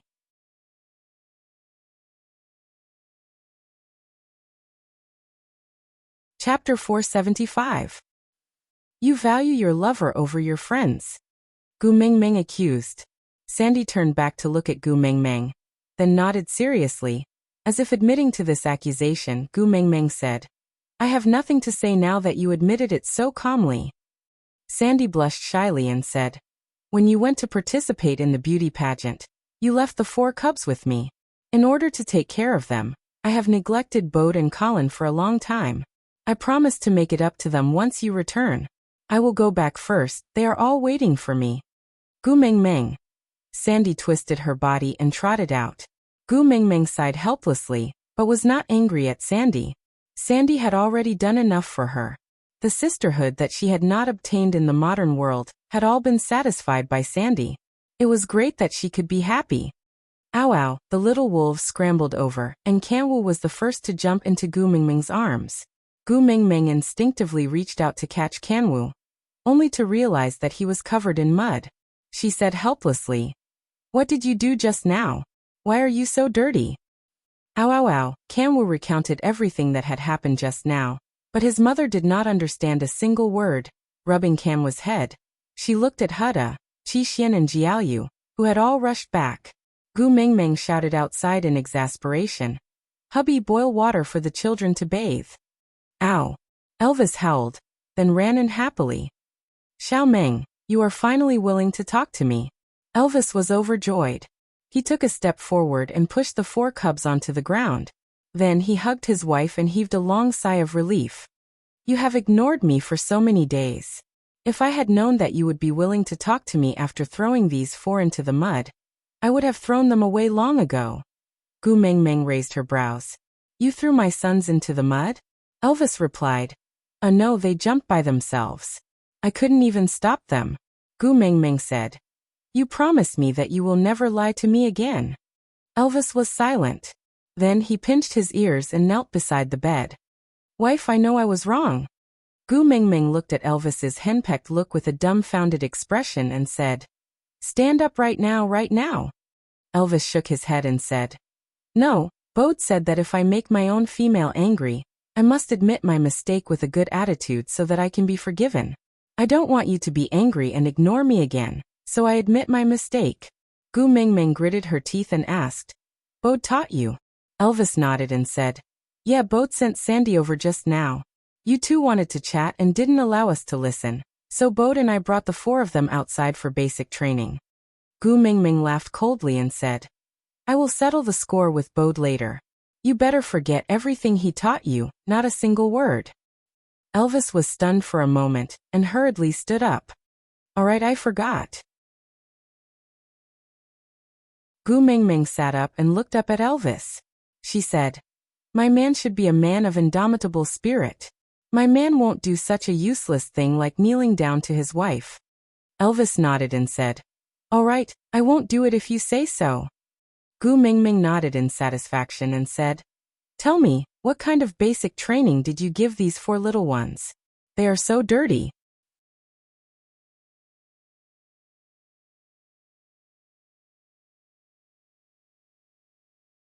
Chapter 476. Gu Mingming rolled her eyes at Elvis, but did not pursue the matter further. She looked at her 4 sons who had been thrown onto the ground and frowned. Pointing at Jiaoyu, she asked, "Why is there no mud on third brother at all?" Elvis turned his head and met his third brother's eyes. His gaze unknowingly became gentle. Stretching out his hand, Jiaoyu immediately jumped onto Elvis's lap. He placed his front paws on Elvis's chest and licked his face intimately. He even used his little head to nudge his chin. Elvis replied with a purr that only wolves could understand. Jiaoyu leaped back to Gu Mingming's back and placed his chin on Gu Mingming's waist. He laid down obediently and allowed his mother to stroke his fur. Elvis looked at the mother and son gently and replied, "Jiaoyu's eyes are so similar to yours, clean and transparent." Looking at his eyes, I could not bear to throw him away. Gu Mingming shook her head in exasperation. She turned to look again. Although Huda and Qixin also had mud on them, most of it was concentrated on their limbs. It seemed like they had run back up on their own after being thrown down. But Kanwu, Elvis saw Gu Mingming looking at Kanwu, and before she could ask, he answered first. He jumped into play and refused to come up no matter what. I couldn't even stop him. You can ask Bode if you don't believe me. Gu Mingming laughed coldly and said, "You are obviously bullying my sons for not knowing how to speak. Bode, would he dare to expose you?" Elvis's smile froze and he did not dare to reply. Gu Mingming sighed and did not pursue the matter. After all, if she lectured Elvis in front of his sons, Elvis's authority as a father would be greatly reduced. Heaving a sigh of relief, Gu Mingming stood up from the bed and called out, "Steamed Bun Dishwan Kanwu, stand at attention." The 4 little fellows did not know what standing at attention meant. They only knew that their mother was calling them, so they all rushed to Gu Mingming's feet and huddled together. Kanwu even took the opportunity to rub the mud on his body onto Elvis. Seeing how he was in a bad mood but did not dare to punish him in front of his mother, Kanwu's eyes, which were identical to Elvis's, were filled with pride. Elvis clenched his teeth. This Kanwu was indeed very annoying. Gu Mingming did not notice the fight between the father and son. She only asked her 4 sons to line up and follow behind her out of the cave. Elvis had finally been pardoned, so it was naturally more important for him to coax his wife now, so he was not in the mood to argue with Kanwu. He only accidentally used his tail to sweep him when he passed by him, directly sweeping him from the back of the group to the wall at the side. With a dull thud, that fellow did not even make a sound as he had the guts to do so.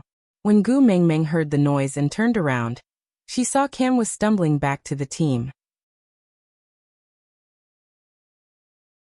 She turned to look at Elvis, who shrugged his shoulders, indicating that he was innocent.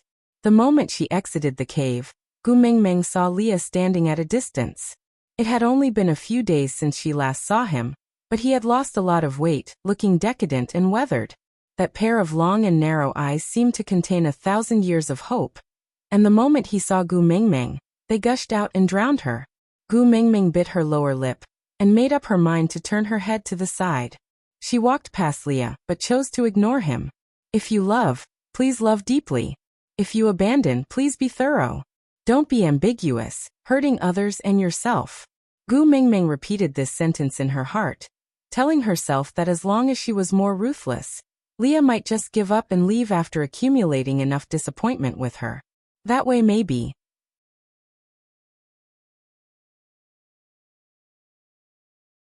Chapter 477.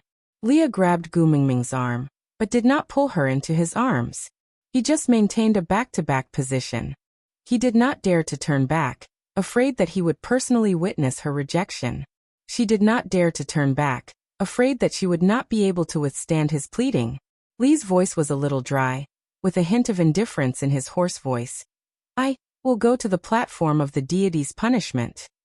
Gu Mengmeng wanted to ask, what are you going to the platform of the deity's punishment for?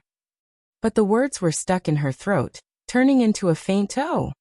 Leah used all his strength to slowly loosen his grip. He let go, but she hesitated. Humans were indeed selfish and greedy. Leah was right, she did enjoy his attentive care and fawning by her side.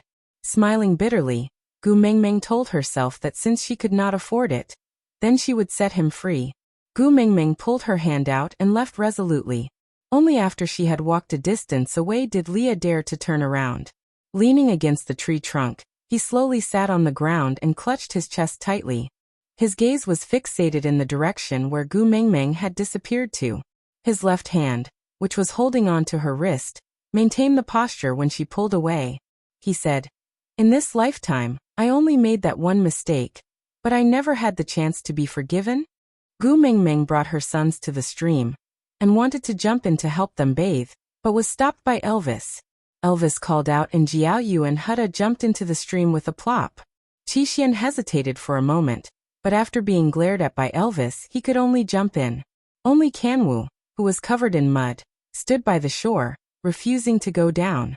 He was covered in mud and felt uncomfortable, but he just did not want to listen to Elvis. The more he asked them to go down, the more he refused to go down. Since mother was here, what could he do? Kanwu felt a pain in his buttocks, and when he regained his senses, he had already fallen into the stream in a free fall. He tried to struggle with Elvis, but was stopped by Hutta. Hutta used the little wolf's language to say, can't you see that mother is upset? Father is thinking of ways to comfort mother, don't cause trouble. Kanwu then realized that mother's expression was not quite right. It cried out twice, but failed to attract its mother's attention. Only then did it reluctantly soak in the water, and begin to clear its body. He thought to himself, I won't argue with you for my mother's sake. Otherwise, I won't wash my body of mud. I'll just stand in front of my mother like this and see how you explain it to her. Elvis knew what that fellow was thinking and could not be bothered with him. He thought to himself, if it wasn't because your mother is in a bad mood now and I'm worried that you'll get in the way while I'm coaxing my wife, do you think I'll be willing to care whether you bathe or not? It's best if you're dirty to death. When my wife hates you, I'll immediately kick you out. The father and son, who hated each other, didn't give each other any face, but for the sake of a woman who was very important to them, they temporarily reached a tacit understanding not to cause trouble for each other. Elvis hugged Gu Mengmeng and let her sit in his arms. He held her hand gently and asked, are you really not going to forgive Leah? Gu Mingming shook her head and said, "He is not the one at fault, he does not need my forgiveness." "Elvis, not him." Gu Mingming, "Yes, not him, it's me." Elvis sighed and asked, "Because you can't mate with him?" Gu Mingming nodded. "Elvis, Xiaoming, what exactly are you worried about?" "If it's because of me." Gu Mingming shook her head and smiled bitterly. "It's not because of you, it's because I can't get over the hurdle in my heart." Aside from the topic. Calm down, everyone, calm down. Didn't I give you all the procedures previously? It's almost done. The darkness before dawn is the darkest.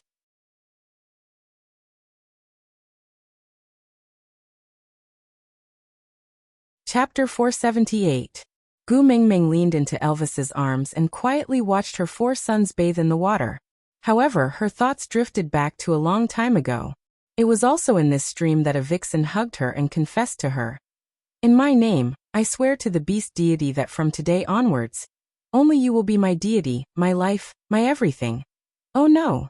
Gu Mingming snapped back to her senses. Gu Mingming looked over and saw Oakley. Gu Mingming had not seen him for a long time, and had almost forgotten about him. "What is it? Speak slowly." Oakley's character was similar to Lee's. He would not usually be this anxious, but the more anxious he was, the more he had to speak slowly. Otherwise, he would definitely be stuck and unable to speak. Oakley was so anxious that he kept stomping his feet. He paced 2 to 3 rounds on the spot before catching his breath. Leah has gone up the platform of the deity's punishment, and wants to burn himself to apologize to the beast deity. Gu Mingming was stunned, and before she could think, she had already started running towards the platform of the deity's punishment. Elvis transformed into a beast and grabbed onto Gu Mingming's dress with his mouth, flinging her onto his back. Gu Mingming did not struggle. In terms of speed, there was no way she could beat Elvis. In just a few breaths' time, Elvis had already reached the bottom of the platform of the deity's punishment. His 4th-level beast's full speed was comparable to a high-speed rail, and his instantaneous burst of speed showed that he was also very worried about Leah. When Gu Mingming arrived, she saw a small bonfire burning in front of Leah. Leah was adding firewood inside, as if he wanted to make the fire burn even bigger. Under the platform of the deity's punishment, there were a few people lying in a disorderly manner. At a glance, he saw Barit, Colin, and a few other familiar faces, but he couldn't recall their names. The injuries on their bodies were not fatal, but they were enough to prevent them from standing up and obstructing him. "Leah, what are you doing?" Gu Mingming shouted as she walked towards the platform of the deity's punishment. Lee's body stiffened, but he did not turn back. He only said quietly, "You don't even want me anymore, why are you still here?" Gu Mingming said, "You don't want to live because of a woman? What about your ambition when you founded Saint Nazir? Don't want it anymore? Where is your determination to defend Saint Nazir? You don't want it anymore? What about vengeance against those who have wronged you? You gave up too?" Lee's hand paused in the act of adding more firewood, but he still threw a piece of firewood into the small fire pit. "If destroying these things you mentioned can allow me to go back in time and return to the day when Elvis and I dueled, then I am willing to slaughter the entire Saint Nazir with my own hands and go back to that time. I would rather let Elvis kill me than let go of your hand at that time, and cause today's irreversible situation." Leah glanced sideways at Gu Mingming. That pair of long and narrow eyes no longer had any trace of affection. Only emptiness and despair was left. He said, "What a pity we can't go back, isn't it? You will never forgive me. No matter what I do, how I beg, how I repent, you will never give me another chance. I don't even dare to dream of mating anymore. I just want to be a pet beast that can hug you, but you still want to push me far away. Mingming, if you really don't even have a place for me by your side, then don't save me. In a world without you, living is the greatest torture." Gu Mingming clenched her fists tightly and her lips turned pale. Principles or Leah, which was more important? The main point of all these was that she could not break through her own principles. She was greedy but refused to admit it.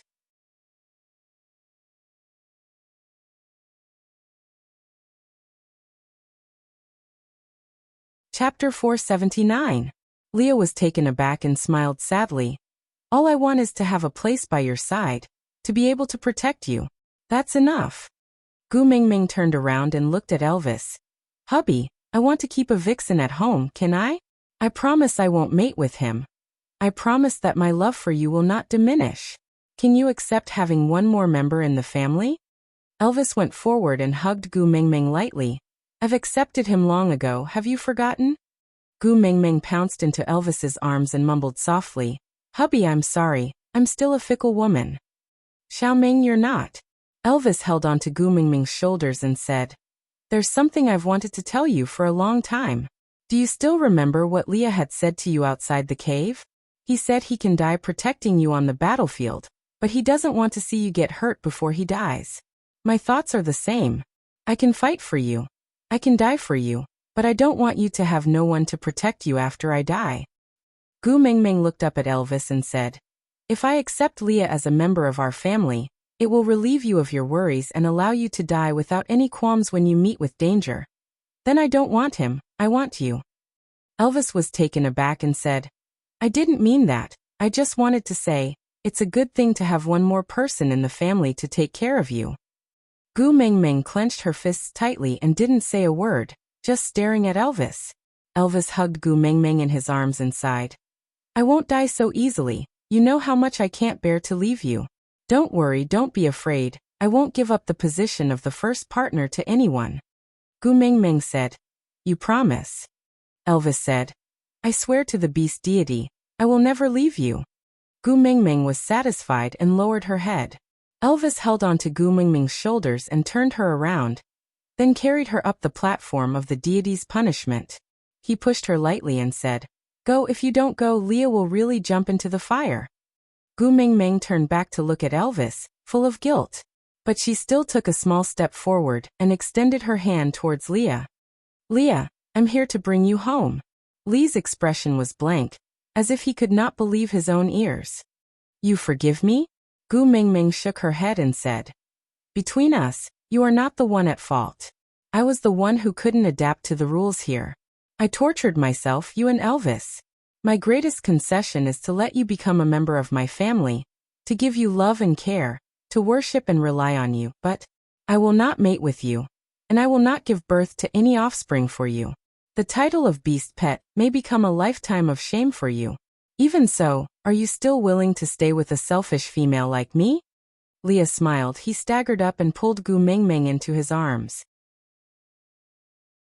Feeling his heart beating again after death, he said, I told you before, your selfishness is what I wished for the most.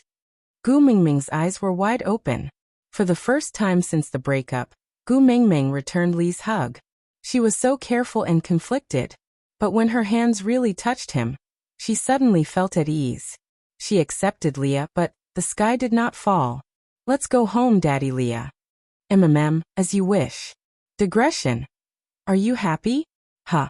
Aren't you going to say that you love me?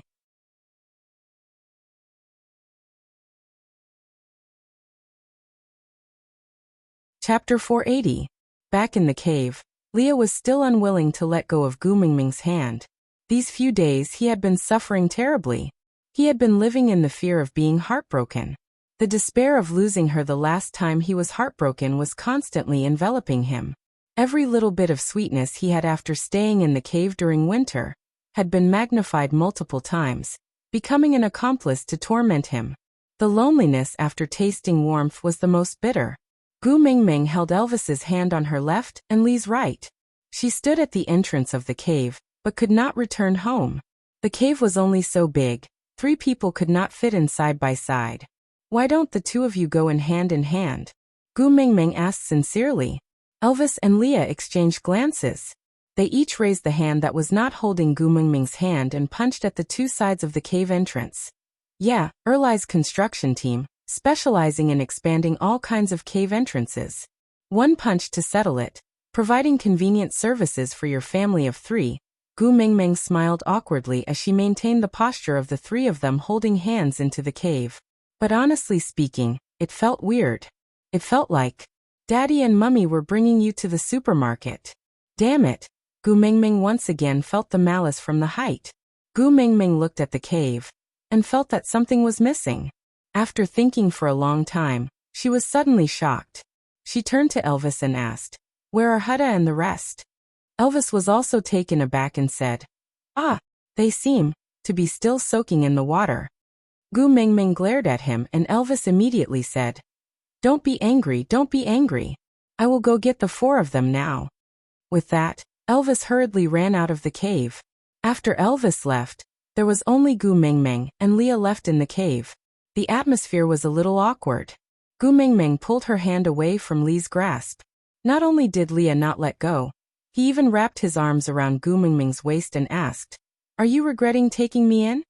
Gu Mingming shook her head and said, "I never really let you go.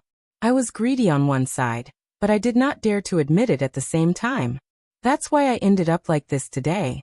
If we had known this would happen, we might as well have admitted our selfishness and greed from the very beginning. Whoever wants to scold us can scold us all they want. At least the 3 of us wouldn't have to suffer so much." Leah placed Gu Mingming on the bed and let her sit properly. He laid on his side and used Gu Mingming's thighs as a pillow. His furry big tail brushed against Gu Mingming's waist. He said, "I know you're lying to me, but I still feel happy after hearing it. Mingming, this time, lie to me for the rest of my life, alright?" Gu Mingming gently caressed Lee's hair. The texture of his silver-white hair was really good, as smooth as silk. Gu Mingming twirled a strand of hair around her fingertip and said, "When did I lie to you? I'm obviously telling the truth, okay?" Leah said, "If you really have me in your heart, why would you be so cruel to me? Once I confirmed that you and Elvis had made it, I immediately came back to look for you. I knew that you were angry at my scheming, so you would definitely be punished, but I didn't expect that you would directly cut me off from your heart. You clearly knew that the matter between Nina and me was fake, yet you kept saying that I was someone else's male, which made my heart ache." Gu Mingming poked Lee's head and said, "Why didn't you mention that when you were poking me at Nina's house? I was so upset that I didn't want to live, but I didn't see you feeling sorry for me."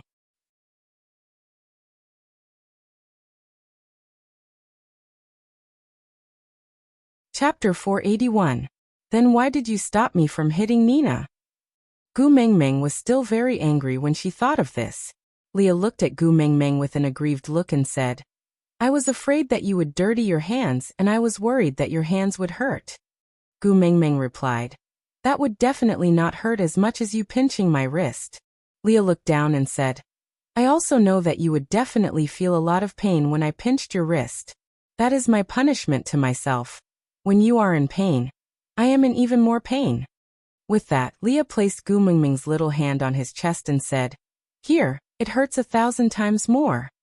Gu Mingming looked into Lee's eyes. The deep love had never faded, and it was even more intense than before. "You were the one who abandoned me, but now you're saying it as if I let you down." Gu Mingming mumbled unhappily. Leah said, "If you weren't uncomfortable and were willing to accept both me and Elvis as your partners, I wouldn't have to do so many things." Gu Mingming said, "Now it's my fault?" Leah flipped over and sat up, hugging Gu Mingming from his body. He felt the complete feeling of using her body heat to fill his embrace and said, "It's not considered letting me down, but you owe me happiness. At that time, you said that I was your ex-boyfriend and asked me to maintain my demeanor and not disturb your life. Heartless Gu Mingming. Do you know that your heartless words almost caused me to suffocate and die in front of you? You even said that you don't want things that have been touched by others." Leah kissed the side of Gu Mingming's face and whispered in her ear with a deep and husky voice, "Do you want to check if it has been touched before?" Gu Mingming's hair stood up and she had goosebumps all over her body. She said defensively, "We agreed not to mate." But Leah looked at Gu Mingming with a "your thoughts are so dirty" expression and said, "Who said I want to mate? I just want you to check if your beast pet is clean." No need to check. I believe you." Gu Mingming blushed and wanted to retract her hand, but Leah did not give in. He placed his large hand over Gu Mingming's small hand, then slowly moved down from his chest. He removed his beast skin dress and said, "It's better to check clearly, in case you use words like someone else's male, or something that someone else has touched to poke my sore spot in the future." Gu Mingming knew that she should not look at indecent things, but she could not shift her eyes away. Lee's body was a size smaller than Elvis's. He looked more enchanting and otherworldly, but his flirtatious aura was so fresh and refined. The lines of his muscles were smooth, without a trace of excess fat or extra muscle. His whole body looked very comfortable. Gu Mingming really did not have the courage to explore some special parts. She turned her face to the side and said, "Hurry and wear your beast skin dress properly, or else I will fall out with you." But Leah did not care. He exerted force in his arms and Gu Mingming fell into his arms. Leah laid on his back, and Gu Mingming laid on his chest like a little puppy. She propped her hands up slightly and looked at Leah, who was smiling ambiguously. His thin red lips opened slightly and his voice was as smooth as a seductive love song. Pleasing your own female is every male's priority. As a beast pet, I should spare no effort, shouldn't I? Or after you enjoyed Elvis, my body is no longer enough?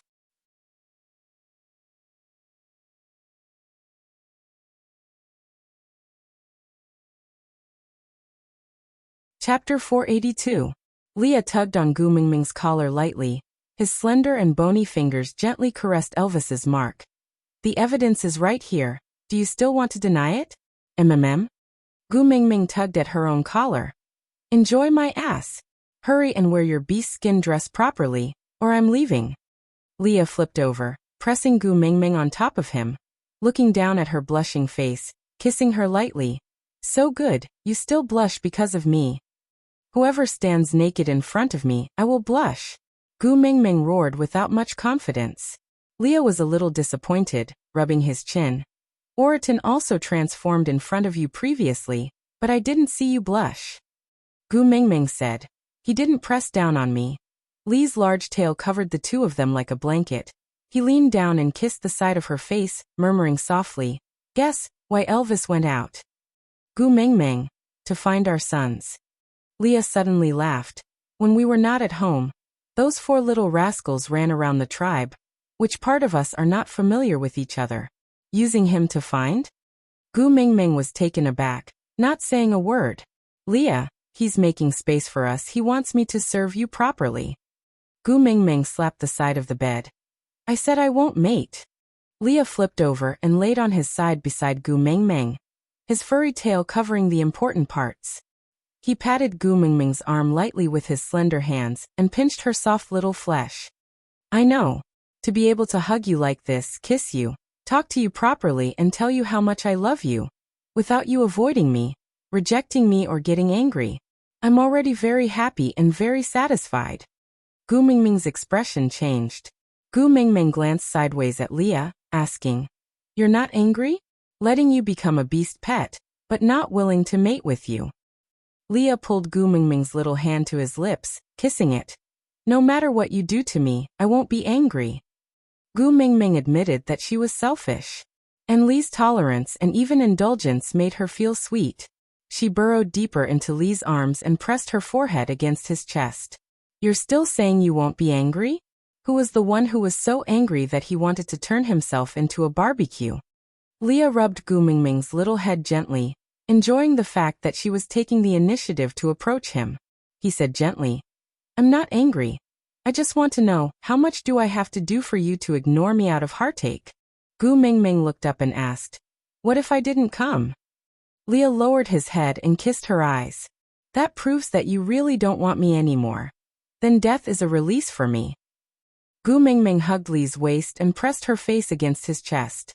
You promised me that you would never do anything to hurt yourself. Leah hugged Gu Mingming tightly and said, That's because your heart will ache if I hurt myself. Gu Mingming said, My heart will always ache, so you are not allowed to do such things again. Leah, Mingming, I really belong to you, right? Gu Mingming looked up at Leah, smiling as she nodded her head. Leah, in my life, I have never really owned anything, and I have never been owned by anyone. Mingming, thank you for letting me become yours. Gu Mingming, silly.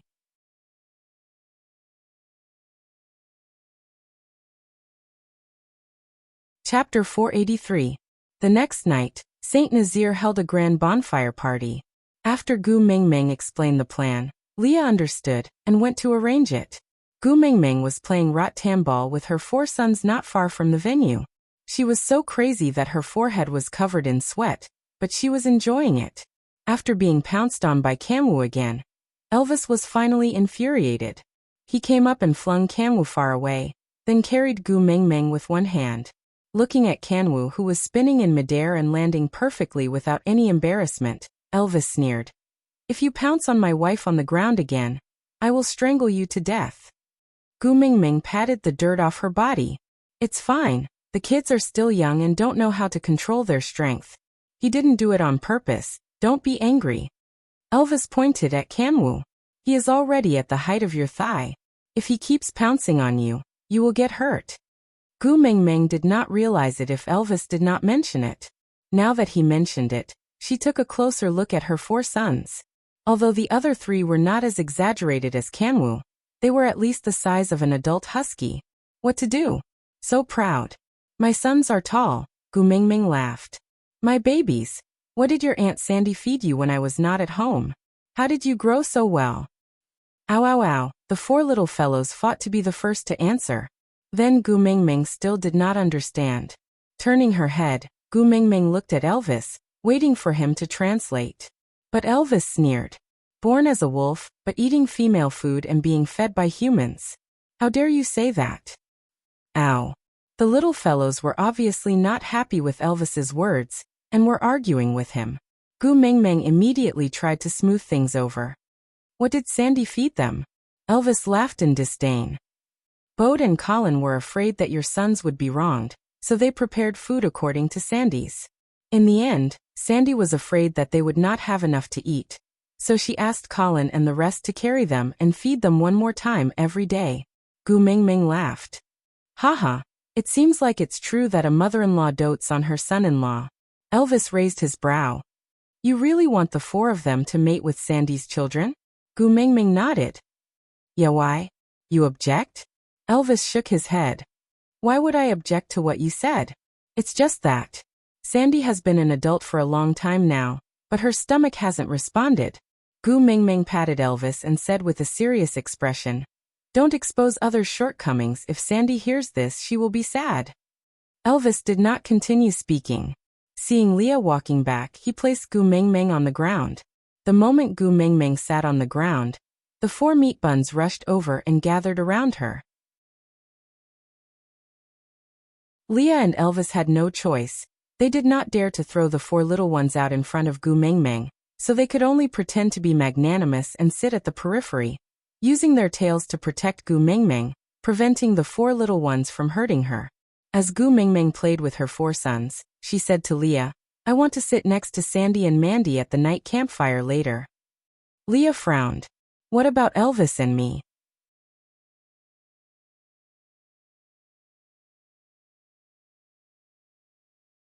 Chapter 484. The 2 males looked at each other and sighed speechlessly.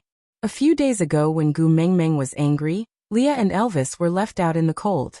If not for Sandy putting in a good word for them, one of them would probably still be lying at the door, and the other outside the yard. Accept your fate. Gu Mingming would always ignore them when Sandy was around. Just as she was thinking about it, she saw Colin and Bode walking towards them, one on the left and one on the right. Sandy's face was obviously filled with anger.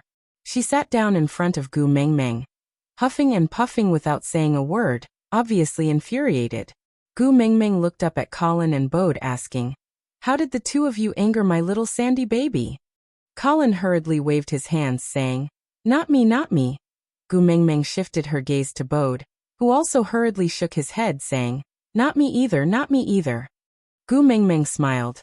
"The 2 of you wouldn't dare to anger my little Sandy baby." With that, Gu Mingming held Sandy's little hand saying, "Although you look very beautiful when you are angry, I like you more when you are happy. Tell me, who angered you?" Sandy could never stay angry with Gu Mingming for long, so upon hearing her words, she could not help but feel a little shy saying, "You are always spouting nonsense, always coaxing me, not a single word of truth." Gu Mingming widened her beautiful eyes, pointing to the sky and swore, "If I lie to you, may the heavens strike me with lightning." Sandy went forward to cover Gu Mingming's mouth, saying, "Don't swear so recklessly, what if it comes true?" Gu Mingming retracted her finger and held Sandy's little hand. She pulled her hand away from her mouth and held it in her hand. She nudged Sandy's shoulder lightly and said, "Are you worried that I will be struck by lightning? Your heart is aching?" Sandy was finally tickled by Gu Mingming's nonchalant look. She poked Gu Mingming's brows in exasperation, saying, "The children are watching. You are also not being serious." Gu Mingming saw that Sandy's mood had improved, so she stopped fooling around, saying, "Tell me, who exactly angered you? Look at how angry you were just now. You were about to emit smoke." Sandy was still angry at the mention of this matter. "It's that Ellie." Gu Mingming squinted her eyes. "Ellie? That snake half-beast female?" Sandy nodded and said with righteous indignation, "She came to find me today because we're both females of the same tribe and we're both half-beasts. She felt inferior in front of others, so it was normal for her to come to me. So, I kindly invited her to have some food with us, and invited her to join the bonfire party in the evening. In the end, she actually... Sandy glared fiercely at Colin. Colin innocently lowered his head and didn't say anything. Gu Mingming looked at his stance and asked, "What? Does she fancy Colin?" Colin hurriedly waved his hand and said, No. She didn't like me. She said that I had pursued you before." Gu Mingming gave him a look of understanding and said, "He went to your place to sow discord, right?" Sandy nodded angrily and said, "His words are so weird, it makes me angry." Gu Mingming patted the back of Sandy's hand and said, "What did he say? Let me hear it too."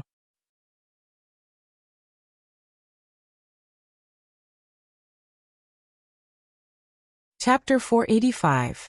Gu Mingming almost burst out laughing. She held Sandy's hand and asked, "Then what did you say?" Sandy put her hands on her waist and said, "I said, if Gu Mingming really wants a bear beast as a beast pet, I will be Gu Mingming's beast pet without Colin." Gu Mingming laughed. "Ha ha ha. That's right, which bear can be as cute and beautiful as my little Sandy? If I really want to raise a bear as a beast pet, I will definitely raise you." The four males shuddered. Leah gently tugged at the corner of Gu Mingming's shirt and said, "Isn't it good to raise foxes? Bears don't have tails." Sandy was indignant upon hearing that.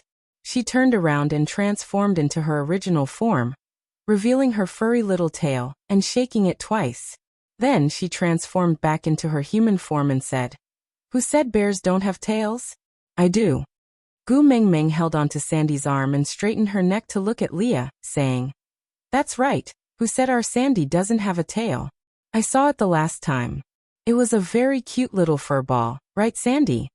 Sandy nodded and said, "Yes, it was very cute." Leah felt a strong sense of crisis and despair. Even though she was throwing a tantrum, Gu Mingming still held onto Sandy's arm and asked, "Sandy, you don't believe what she said, right?" Sandy said, "I am not stupid. I saw Colin wooing you back then. I am not blind. Do I need an outsider like her to tell me? Moreover, if you like Colin, you should have accepted him back then. Why would you matchmake us? That Ellie has a bad heart. She wants me to quarrel with you and then make you sad. I will not fall for her trick." Gu Mingming hugged Sandy and swayed, saying, "Yeah, I know my Sandy is the best. She will not be provoked by others. But that Ellie is not simple. She is different from Nina in the past. You better stay away from her, understand?" Sandy tilted her head and asked, "What's different? Aren't they both bitches?" Yes, this was what Gu Mingming used to scold Nina. But seeing how Sandy did not even know what a B***tch meant and spat out the word innocently, Gu Mingming still felt as if she had led the country's flower astray. She felt guilty as if she was luring a child to steal fast food noodles. Laughing twice, he said, "There are many kinds of sluts. Nina was obviously a B***tch, so he could just beat her back. But he had to be on guard against Ellie, who secretly hurt people. If she can tell you that Colin likes me today, she might tell you that I'm having an affair with Bode tomorrow." Sandy frowned and turned to look at Bode. Bode's legs were trembling. Under the gaze of the chief, witch doctor, and Sandy, he stammered, "I'm innocent with the Lord Messenger. I didn't. Gu Mingming laughed and said. Yes, of course there's nothing between me and Bode. But the person who started the rumor. It doesn't have to be me and Bode. It could be Maya and Bode. Mandy and Bode. Ellie herself and Bode. Or Colin and Bode. The way Sandy looked at Bode was getting stranger and stranger. Bode had a feeling that he could not explain himself. He suddenly looked up at Gu Mingming and said, Lord Messenger, did I, when accidentally offend you? Gu Mingming nodded and said, You're not that stupid.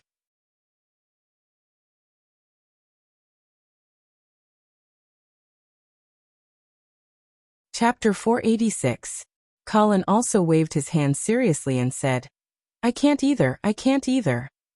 Gu Mingming placed both her hands on her knees and looked at Bode with a stiff neck.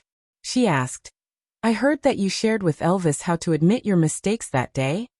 Bode thought for a while and said, Yes. The mighty tribe leader said he made you angry and Sandy was coaxing you, so I taught him how to admit his mistakes. Gu Mingming asked again, Do you usually apologize to Sandy like this at home? Bode nodded his head seriously and said, Not only me, males usually apologize like this at home. Gu Mingming believed that Bode would not dare to lie to her, and his gaze was too sincere. Since it was unintentional, Gu Mingming did not pursue the matter any further. She waved her hands and said, Forget it, I will not pursue this matter anymore. Bode heaved a long sigh of relief before standing up to Gu Mingming and Sandy. Seeing that Sandy was no longer that angry after Gu Mingming's tantrum, he could not help but pat Colin's shoulder and said, Luckily it was you who thought of this idea, or else I really don't know what to do. Colin scratched his head and said, As long as they are together, they will not be angry. Gu Mingming looked at Sandy and Sandy looked back at Gu Mingming. Both of them smiled at the same time.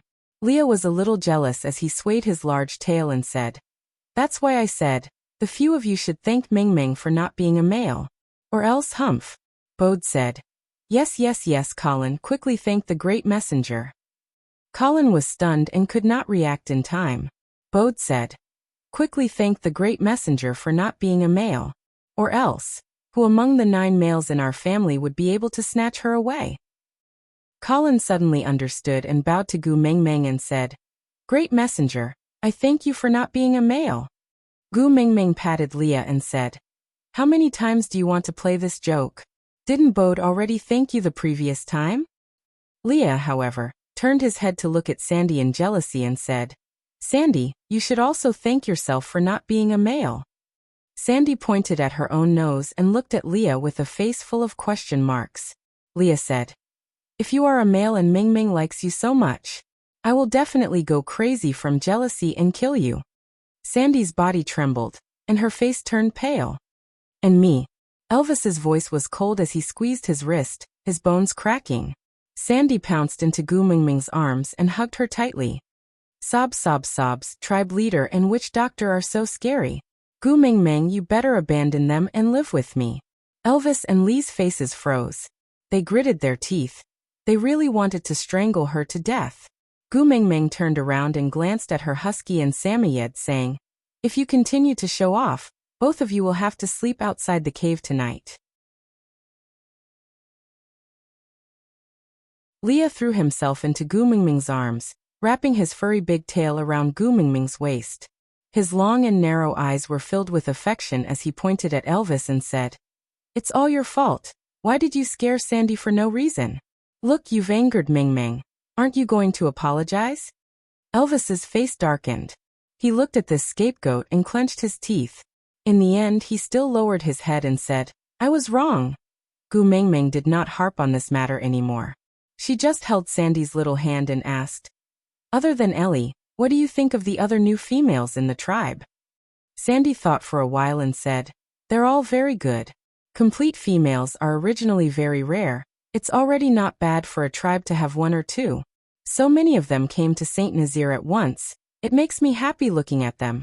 Aside from the topic.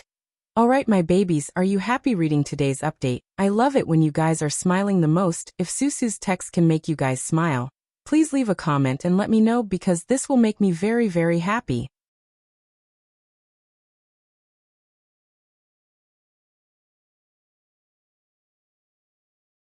Chapter 487.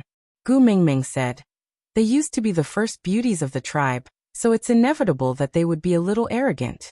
Did any of them bully you and Maya just because they are complete females? Sandy shook her head and said. Sigh, it's strange. They are all complete females, but their personalities are all better than the other. Especially that first beauty that you personally chose. She would smile at me every time she sees me, and speak to me in an amiable manner.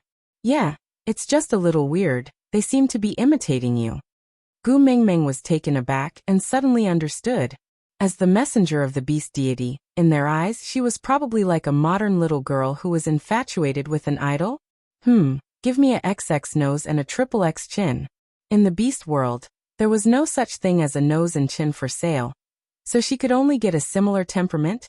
Alright, if the females here could learn from her, at least it would be pleasant to interact with them. Just that, how long could they last? Speaking of Mandy, Gu Mingming suddenly recalled something.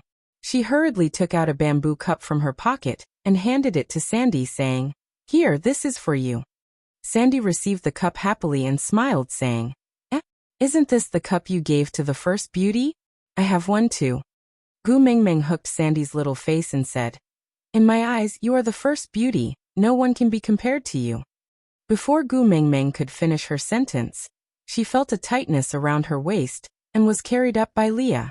Without any communication, he and Elvis sandwiched her in the middle and walked towards the main venue of the night campfire party. As they walked, they said, The decorations at the venue are almost done. You have to come over and see where to place that thing from the previous time. Colin also carried Sandy up in a tacit understanding and walked back with Bode. He said, Look, the great messenger is so busy, you can't keep causing trouble for her. Let's go home first and find a place to place this cup. If not, it'll be useless even if you cry if it gets lost later. The two females were forcefully separated, and when they regained their senses, one was already at the venue and the other in the cave. Gu Mingming knew that these two fellows were jealous, blaming her for chatting endlessly the moment she saw Sandy, and giving them the cold shoulder. But which woman wasn't the same? Bosom friends always have endless topics to talk about. Gu Mingming glanced at the thing Leah was talking about and smiled. This is called a drum. It's a musical instrument from my place. When I used to work at the amusement park, I learned how to make it from the old man who sold souvenirs. However, my skill was not good, and it was far worse than the old man's. This one is barely usable. Leah took the wooden mallet that Gu Mingming had made previously and knocked on the drum. He smiled and said, Let's perform that song today. It makes one's blood boil, and I feel that it suits today's atmosphere very well.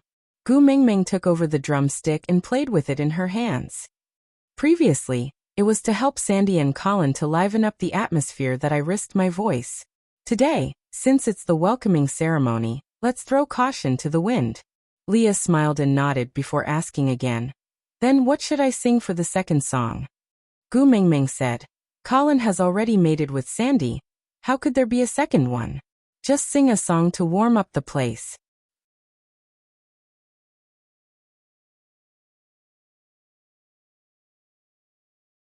Chapter 488.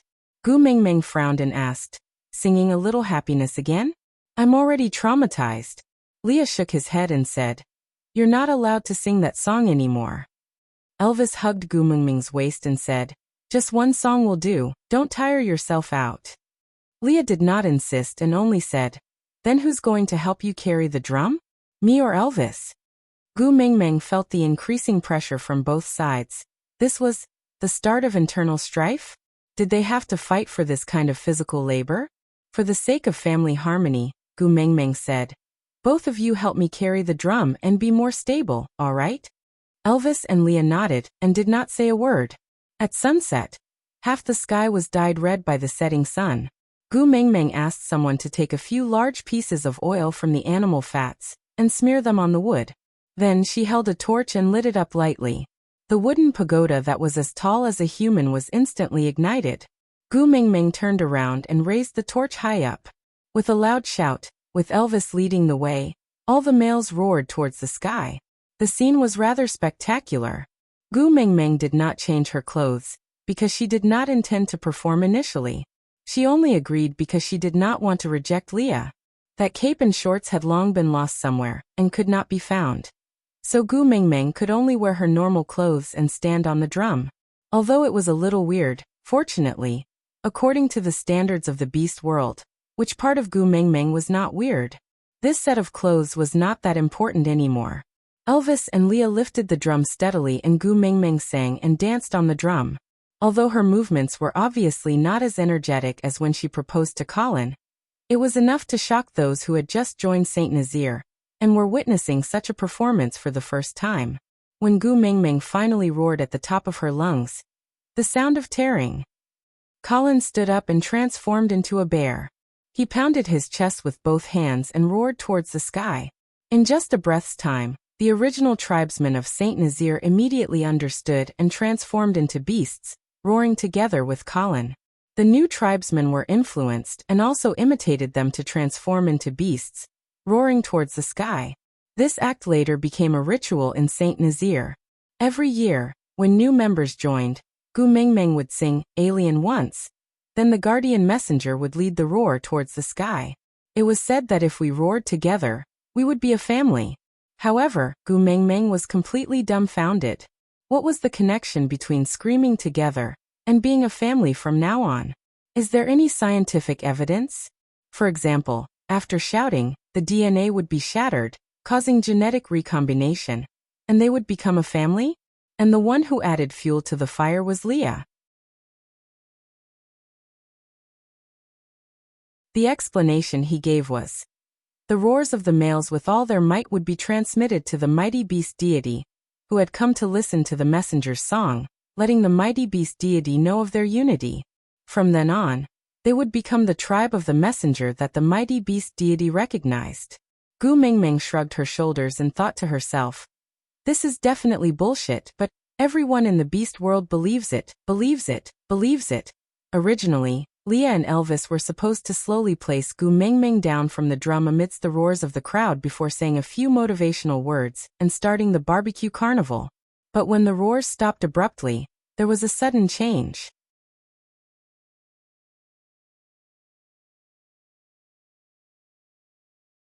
Chapter 489. Leah. Gu Mingming reached out to grab Leah worriedly, but missed. The drum let out a loud thud and rolled to the side. Gu Mingming thought she would fall along with the drum, but the strength around her waist was like an iron clamp, locking her body in place. Looking up, she met Elvis's blue eyes. His brows were tightly furrowed, sweat pouring down like rain. He was clearly in pain, but he was forcing himself to hold on. Hubby, what's wrong? You guys, what's wrong with you guys? Gu Mingming had no idea what was going on. She could only hold on to Elvis's shoulders and stare into his eyes. Elvis was trembling all over, but he still controlled his strength and slowly placed Gu Mingming on the ground. Gritting his teeth, he squeezed out a sentence. Don't run around, it's dangerous. Then, as if he was being pressed down by something, he crawled on the ground, unable to straighten his back no matter how hard he tried. This scene was so familiar. It looked exactly like the others who could not straighten their backs when Elvis released his beast pressure in the past. Gu Mingming stood up and looked around, only to realize that no one was standing apart from her. Many orcs were unable to maintain their human forms due to the pressure. There were a few strong ones, but they were all sprawled on the ground like Elvis, unable to get up. Ow, ow, ow. The familiar cries made Gu Mingming's heart skip a beat. She looked towards the source. It was Hutta and the rest. The four little fellows had been tied up with tree vines and were being dragged out of the tribe. Gu Mingming could not be bothered with Elvis's instructions and chased after them. But her speed was too slow. By the time she reached the boundary of the tribe, Hutta and the rest could no longer be seen. Hutta! Gu Mingming yelled at the top of her lungs. Qi Xian, Jiaoyu, Jinwu. None of the children responded to her. Gu Mingming plopped onto the ground, her head exploding with a bang. Bullshit, messenger of the beast deity. How could she be so helpless at such a time? Gu Mingming knew that crying was useless, but she stood rooted to the ground, not knowing which direction to run in. Come up. A familiar voice rang out. Gu Mingming looked up and saw Ian standing in front of her in his half-orc form. His wings were spread open, and he was ready to fly at any time. His forehead was full of sweat, and it was obvious that he was suffocating from the strong beast pressure. The bleeding wound on his leg was a ghastly sight, but Gu Mengmeng did not have time to care for him. She just jumped onto Ian's back. The moment Ian caught Gu Mengmeng, he transformed into an eagle owl and flapped his wings to fly into the sky. The higher he got, the more stable Ian became. He circled a few times before flying in a certain direction. At this height, Gu Mengmeng was basically in a state of being blind. She could not see anything, and other than the sound of the wind whistling beside her ears, she had no other senses to use. The only person she could rely on now was Ian, who was carrying her. After flying for 2 days, Gu Mengmeng and Ian arrived at Sauder. Standing at the entrance of Sauder, Gu Mengmeng was already in a daze. After 2 days of non-stop flying, both Ian and Gu Mengmeng were exhausted. Gu Mengmeng's only hope of saving her son was to hold on. "Are Huda and the rest here?" Gu Mengmeng asked Ian. Ian shook his head and said in a weak voice, "After we took off, Huda and the rest were nowhere to be found." Aside from the topic. "Yes, that's right. I was the one who caused trouble. I just could not bear to see Gu Mengmeng live a good life for 2 days and had to torment her. Aren't all mothers-in-law like this?"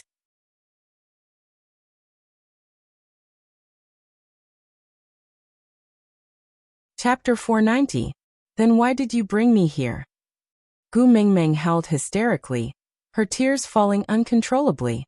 Ian forced himself to hold onto Gu Mengmeng's shoulders and said, "If it's a wolf cub, you have to remain calm." Gu Mengmeng forced herself to hold back her tears and looked at Ian stubbornly. She kept telling herself in her heart that she had to be strong. She had to be strong. Her sons were still waiting for her to save them. Ian took a deep breath and said, "To be able to use beast pressure to suppress the entire Saint Nazir, he must be at least a 5th level orc, and not someone who just reached 5th level.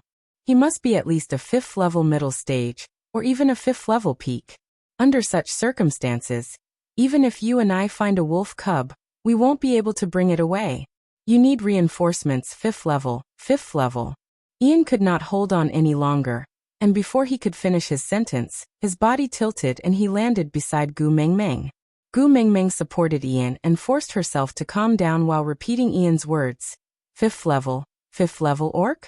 I know a 5th level orc. Reinforcements. Cole. Gu Mengmeng suddenly understood what Ian meant. Among all the 5th level orcs she knew, the only one who was willing to help her and had the ability was Cole. Gu Mengmeng used all her strength to support Ian up and walked towards Sauder with difficulty, step by step.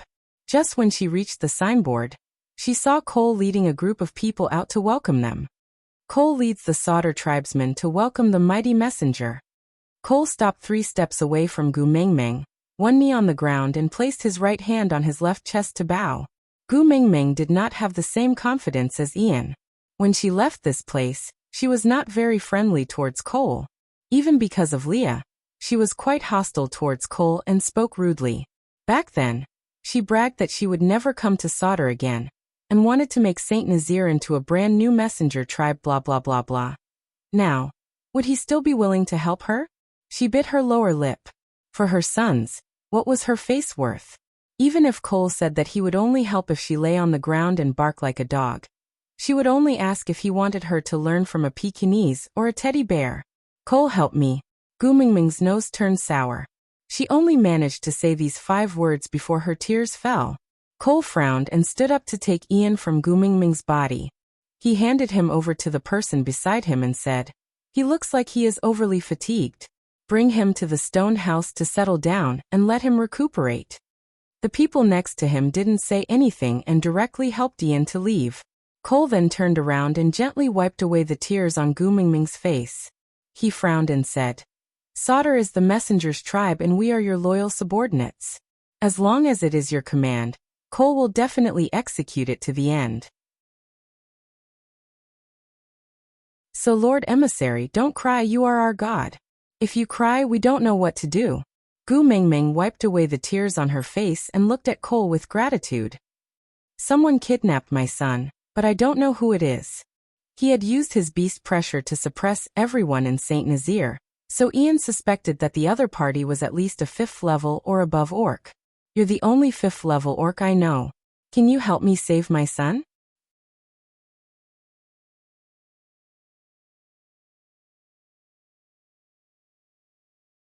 Chapter 491. In the next few days, Gu Mengmeng was arranged to be protected in the core building of Solder. Only then did Gu Mengmeng know that Cole was not the only 5th level orc in Solder, but there were 3 of them. The 3 of them took turns to guard Gu Mengmeng, in case the person who kidnapped the little wolves turned around to deal with Gu Mengmeng. And the remaining 2 mobilized all their connections to search for the whereabouts of the little wolves. It was the 3rd day. This was the 3rd day since Gu Mengmeng arrived. Cole dragged his tired body into Gu Mengmeng's room and exchanged information with the person on duty yesterday. The person on duty yesterday immediately went out to continue his search. Meanwhile, Cole walked to Gu Mengmeng and knelt on the ground. He frowned and said in a hoarse voice, "Great messenger, don't worry too much. No news might be the best news." Gu Mengmeng looked up at Cole. No matter how indifferent she was to Cole, she had already noticed his sunken cheeks and dark circles under his eyes. "These 3 days it's been hard on all of you." Gu Mengmeng felt a little guilty. She was the one who lost her son, but she could only sit in the house and wait for others to help her find her son. She could not help at all, and the only thing she could do was not to cause trouble. Cole smiled and said, "It's Solder's honor to be able to serve the great messenger. It's also my honor that you can think of me when you are in trouble." Gu Mengmeng shifted her gaze outside the window and asked calmly, "Where's Ian? Is he still not awake?" Cole replied, "He woke up this morning. Although he was very weak, he still flew away." Gu Mengmeng turned to look at Cole and asked, "Flew away?" Cole nodded and said, "He said he will return to St. Nazir first to inform Mighty Elvis and Mighty Leah about your situation, so that they won't be too worried if they can't find you." Gu Mengmeng nodded and felt a little melancholic. She ran away in a moment of panic, because of her child.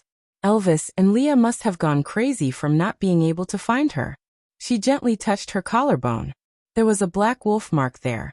She remembered Elvis saying that if she was in danger, she should hit this mark hard and he would rush over to save her.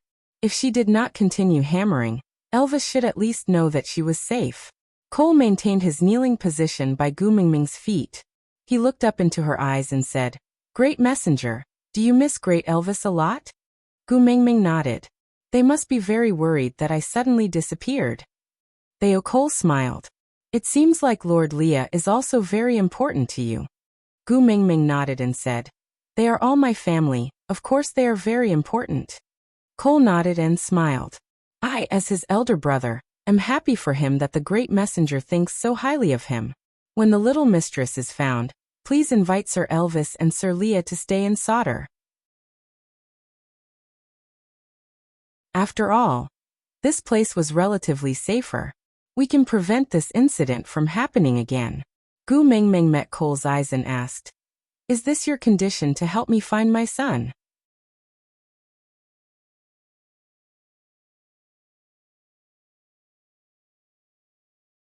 Chapter 492. Cole's suggestion did not receive any response from Gu Mengmeng, and after that day, Cole did not bring it up again. After another 3 days, when Cole staggered into Gu Mengmeng's room covered in blood, Gu Mengmeng jumped in fright. Cole staggered to Gu Mengmeng and knelt down on one knee. He held up a ball of blood with both hands and presented it to Gu Mengmeng. Lifting his blood-stained face, he smiled and said, little master, I brought it back for you." A trickle of red flowed down his forehead, past his eyelashes and dripped onto the floor like a bloody tear. Gu Mengmeng's hands trembled as she took the lump of meat that was dyed red with blood from Cole's hands. Before she could see clearly what it was, Cole had already collapsed at Gu Mengmeng's feet.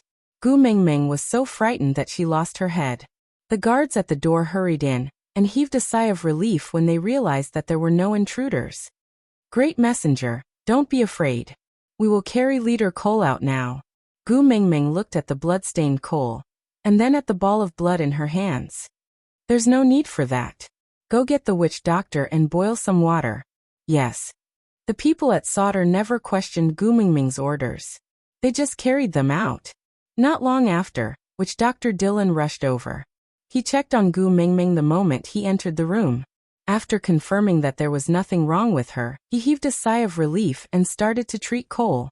The person guarding at the door brought in boiled water, and Gu Mingming started to carefully wash the blood lump in her arms. When basin after basin of clear water was replaced with blood water, the blood lump's original appearance was finally revealed. Qi. Even though he was quietly closing his eyes and not moving, Gu Mingming could clearly tell which son was in her arms. Baby, I am Mummy. Gu Mingming held back her tears and gently wiped Qixuan's body with a beast's skin. She called out softly, Good little Xian, don't scare Mummy. Quickly open your eyes and look at Mummy, alright? No matter how she called out to him, Qixuan just lay there motionlessly. If not for the fact that his pulse was still beating, Gu Mingming would have suspected that her son was dead. She had carefully examined Qixuan's body. There were no obvious wounds, so the blood should not be Qixuan's but Cole's. Gu Mingming carried Qixuan to Dylan and asked, How is Cole? Dylan shook his head and said, I don't know what kind of enemy could actually injure clan leader Cole to this extent. 9 of his bones were broken, and there were countless external injuries. The worst part is the laceration on his abdomen. His internal organs can be seen, and the wound is black. It seems like he was poisoned. More than half of the blood on Cole's body had been washed away, but the wound was too big. The moment the old blood was washed away, new blood immediately flowed out. The beast's skin on the bed was already soaked. It would be strange if he didn't die from this. Gu Mingming asked Dylan, Do you have an antidote? Dylan looked at Cole's wound and deliberated for a moment before saying, This poison is not very serious. With Leader Cole's abilities, he should be able to digest it himself. The main problem now is to stop the bleeding. If the bleeding can't be stopped, I'm afraid it's impossible to save him. Gu Mingming handed Qixuan over to Dylan. Help me check on him too. Cole's injury. Let me try.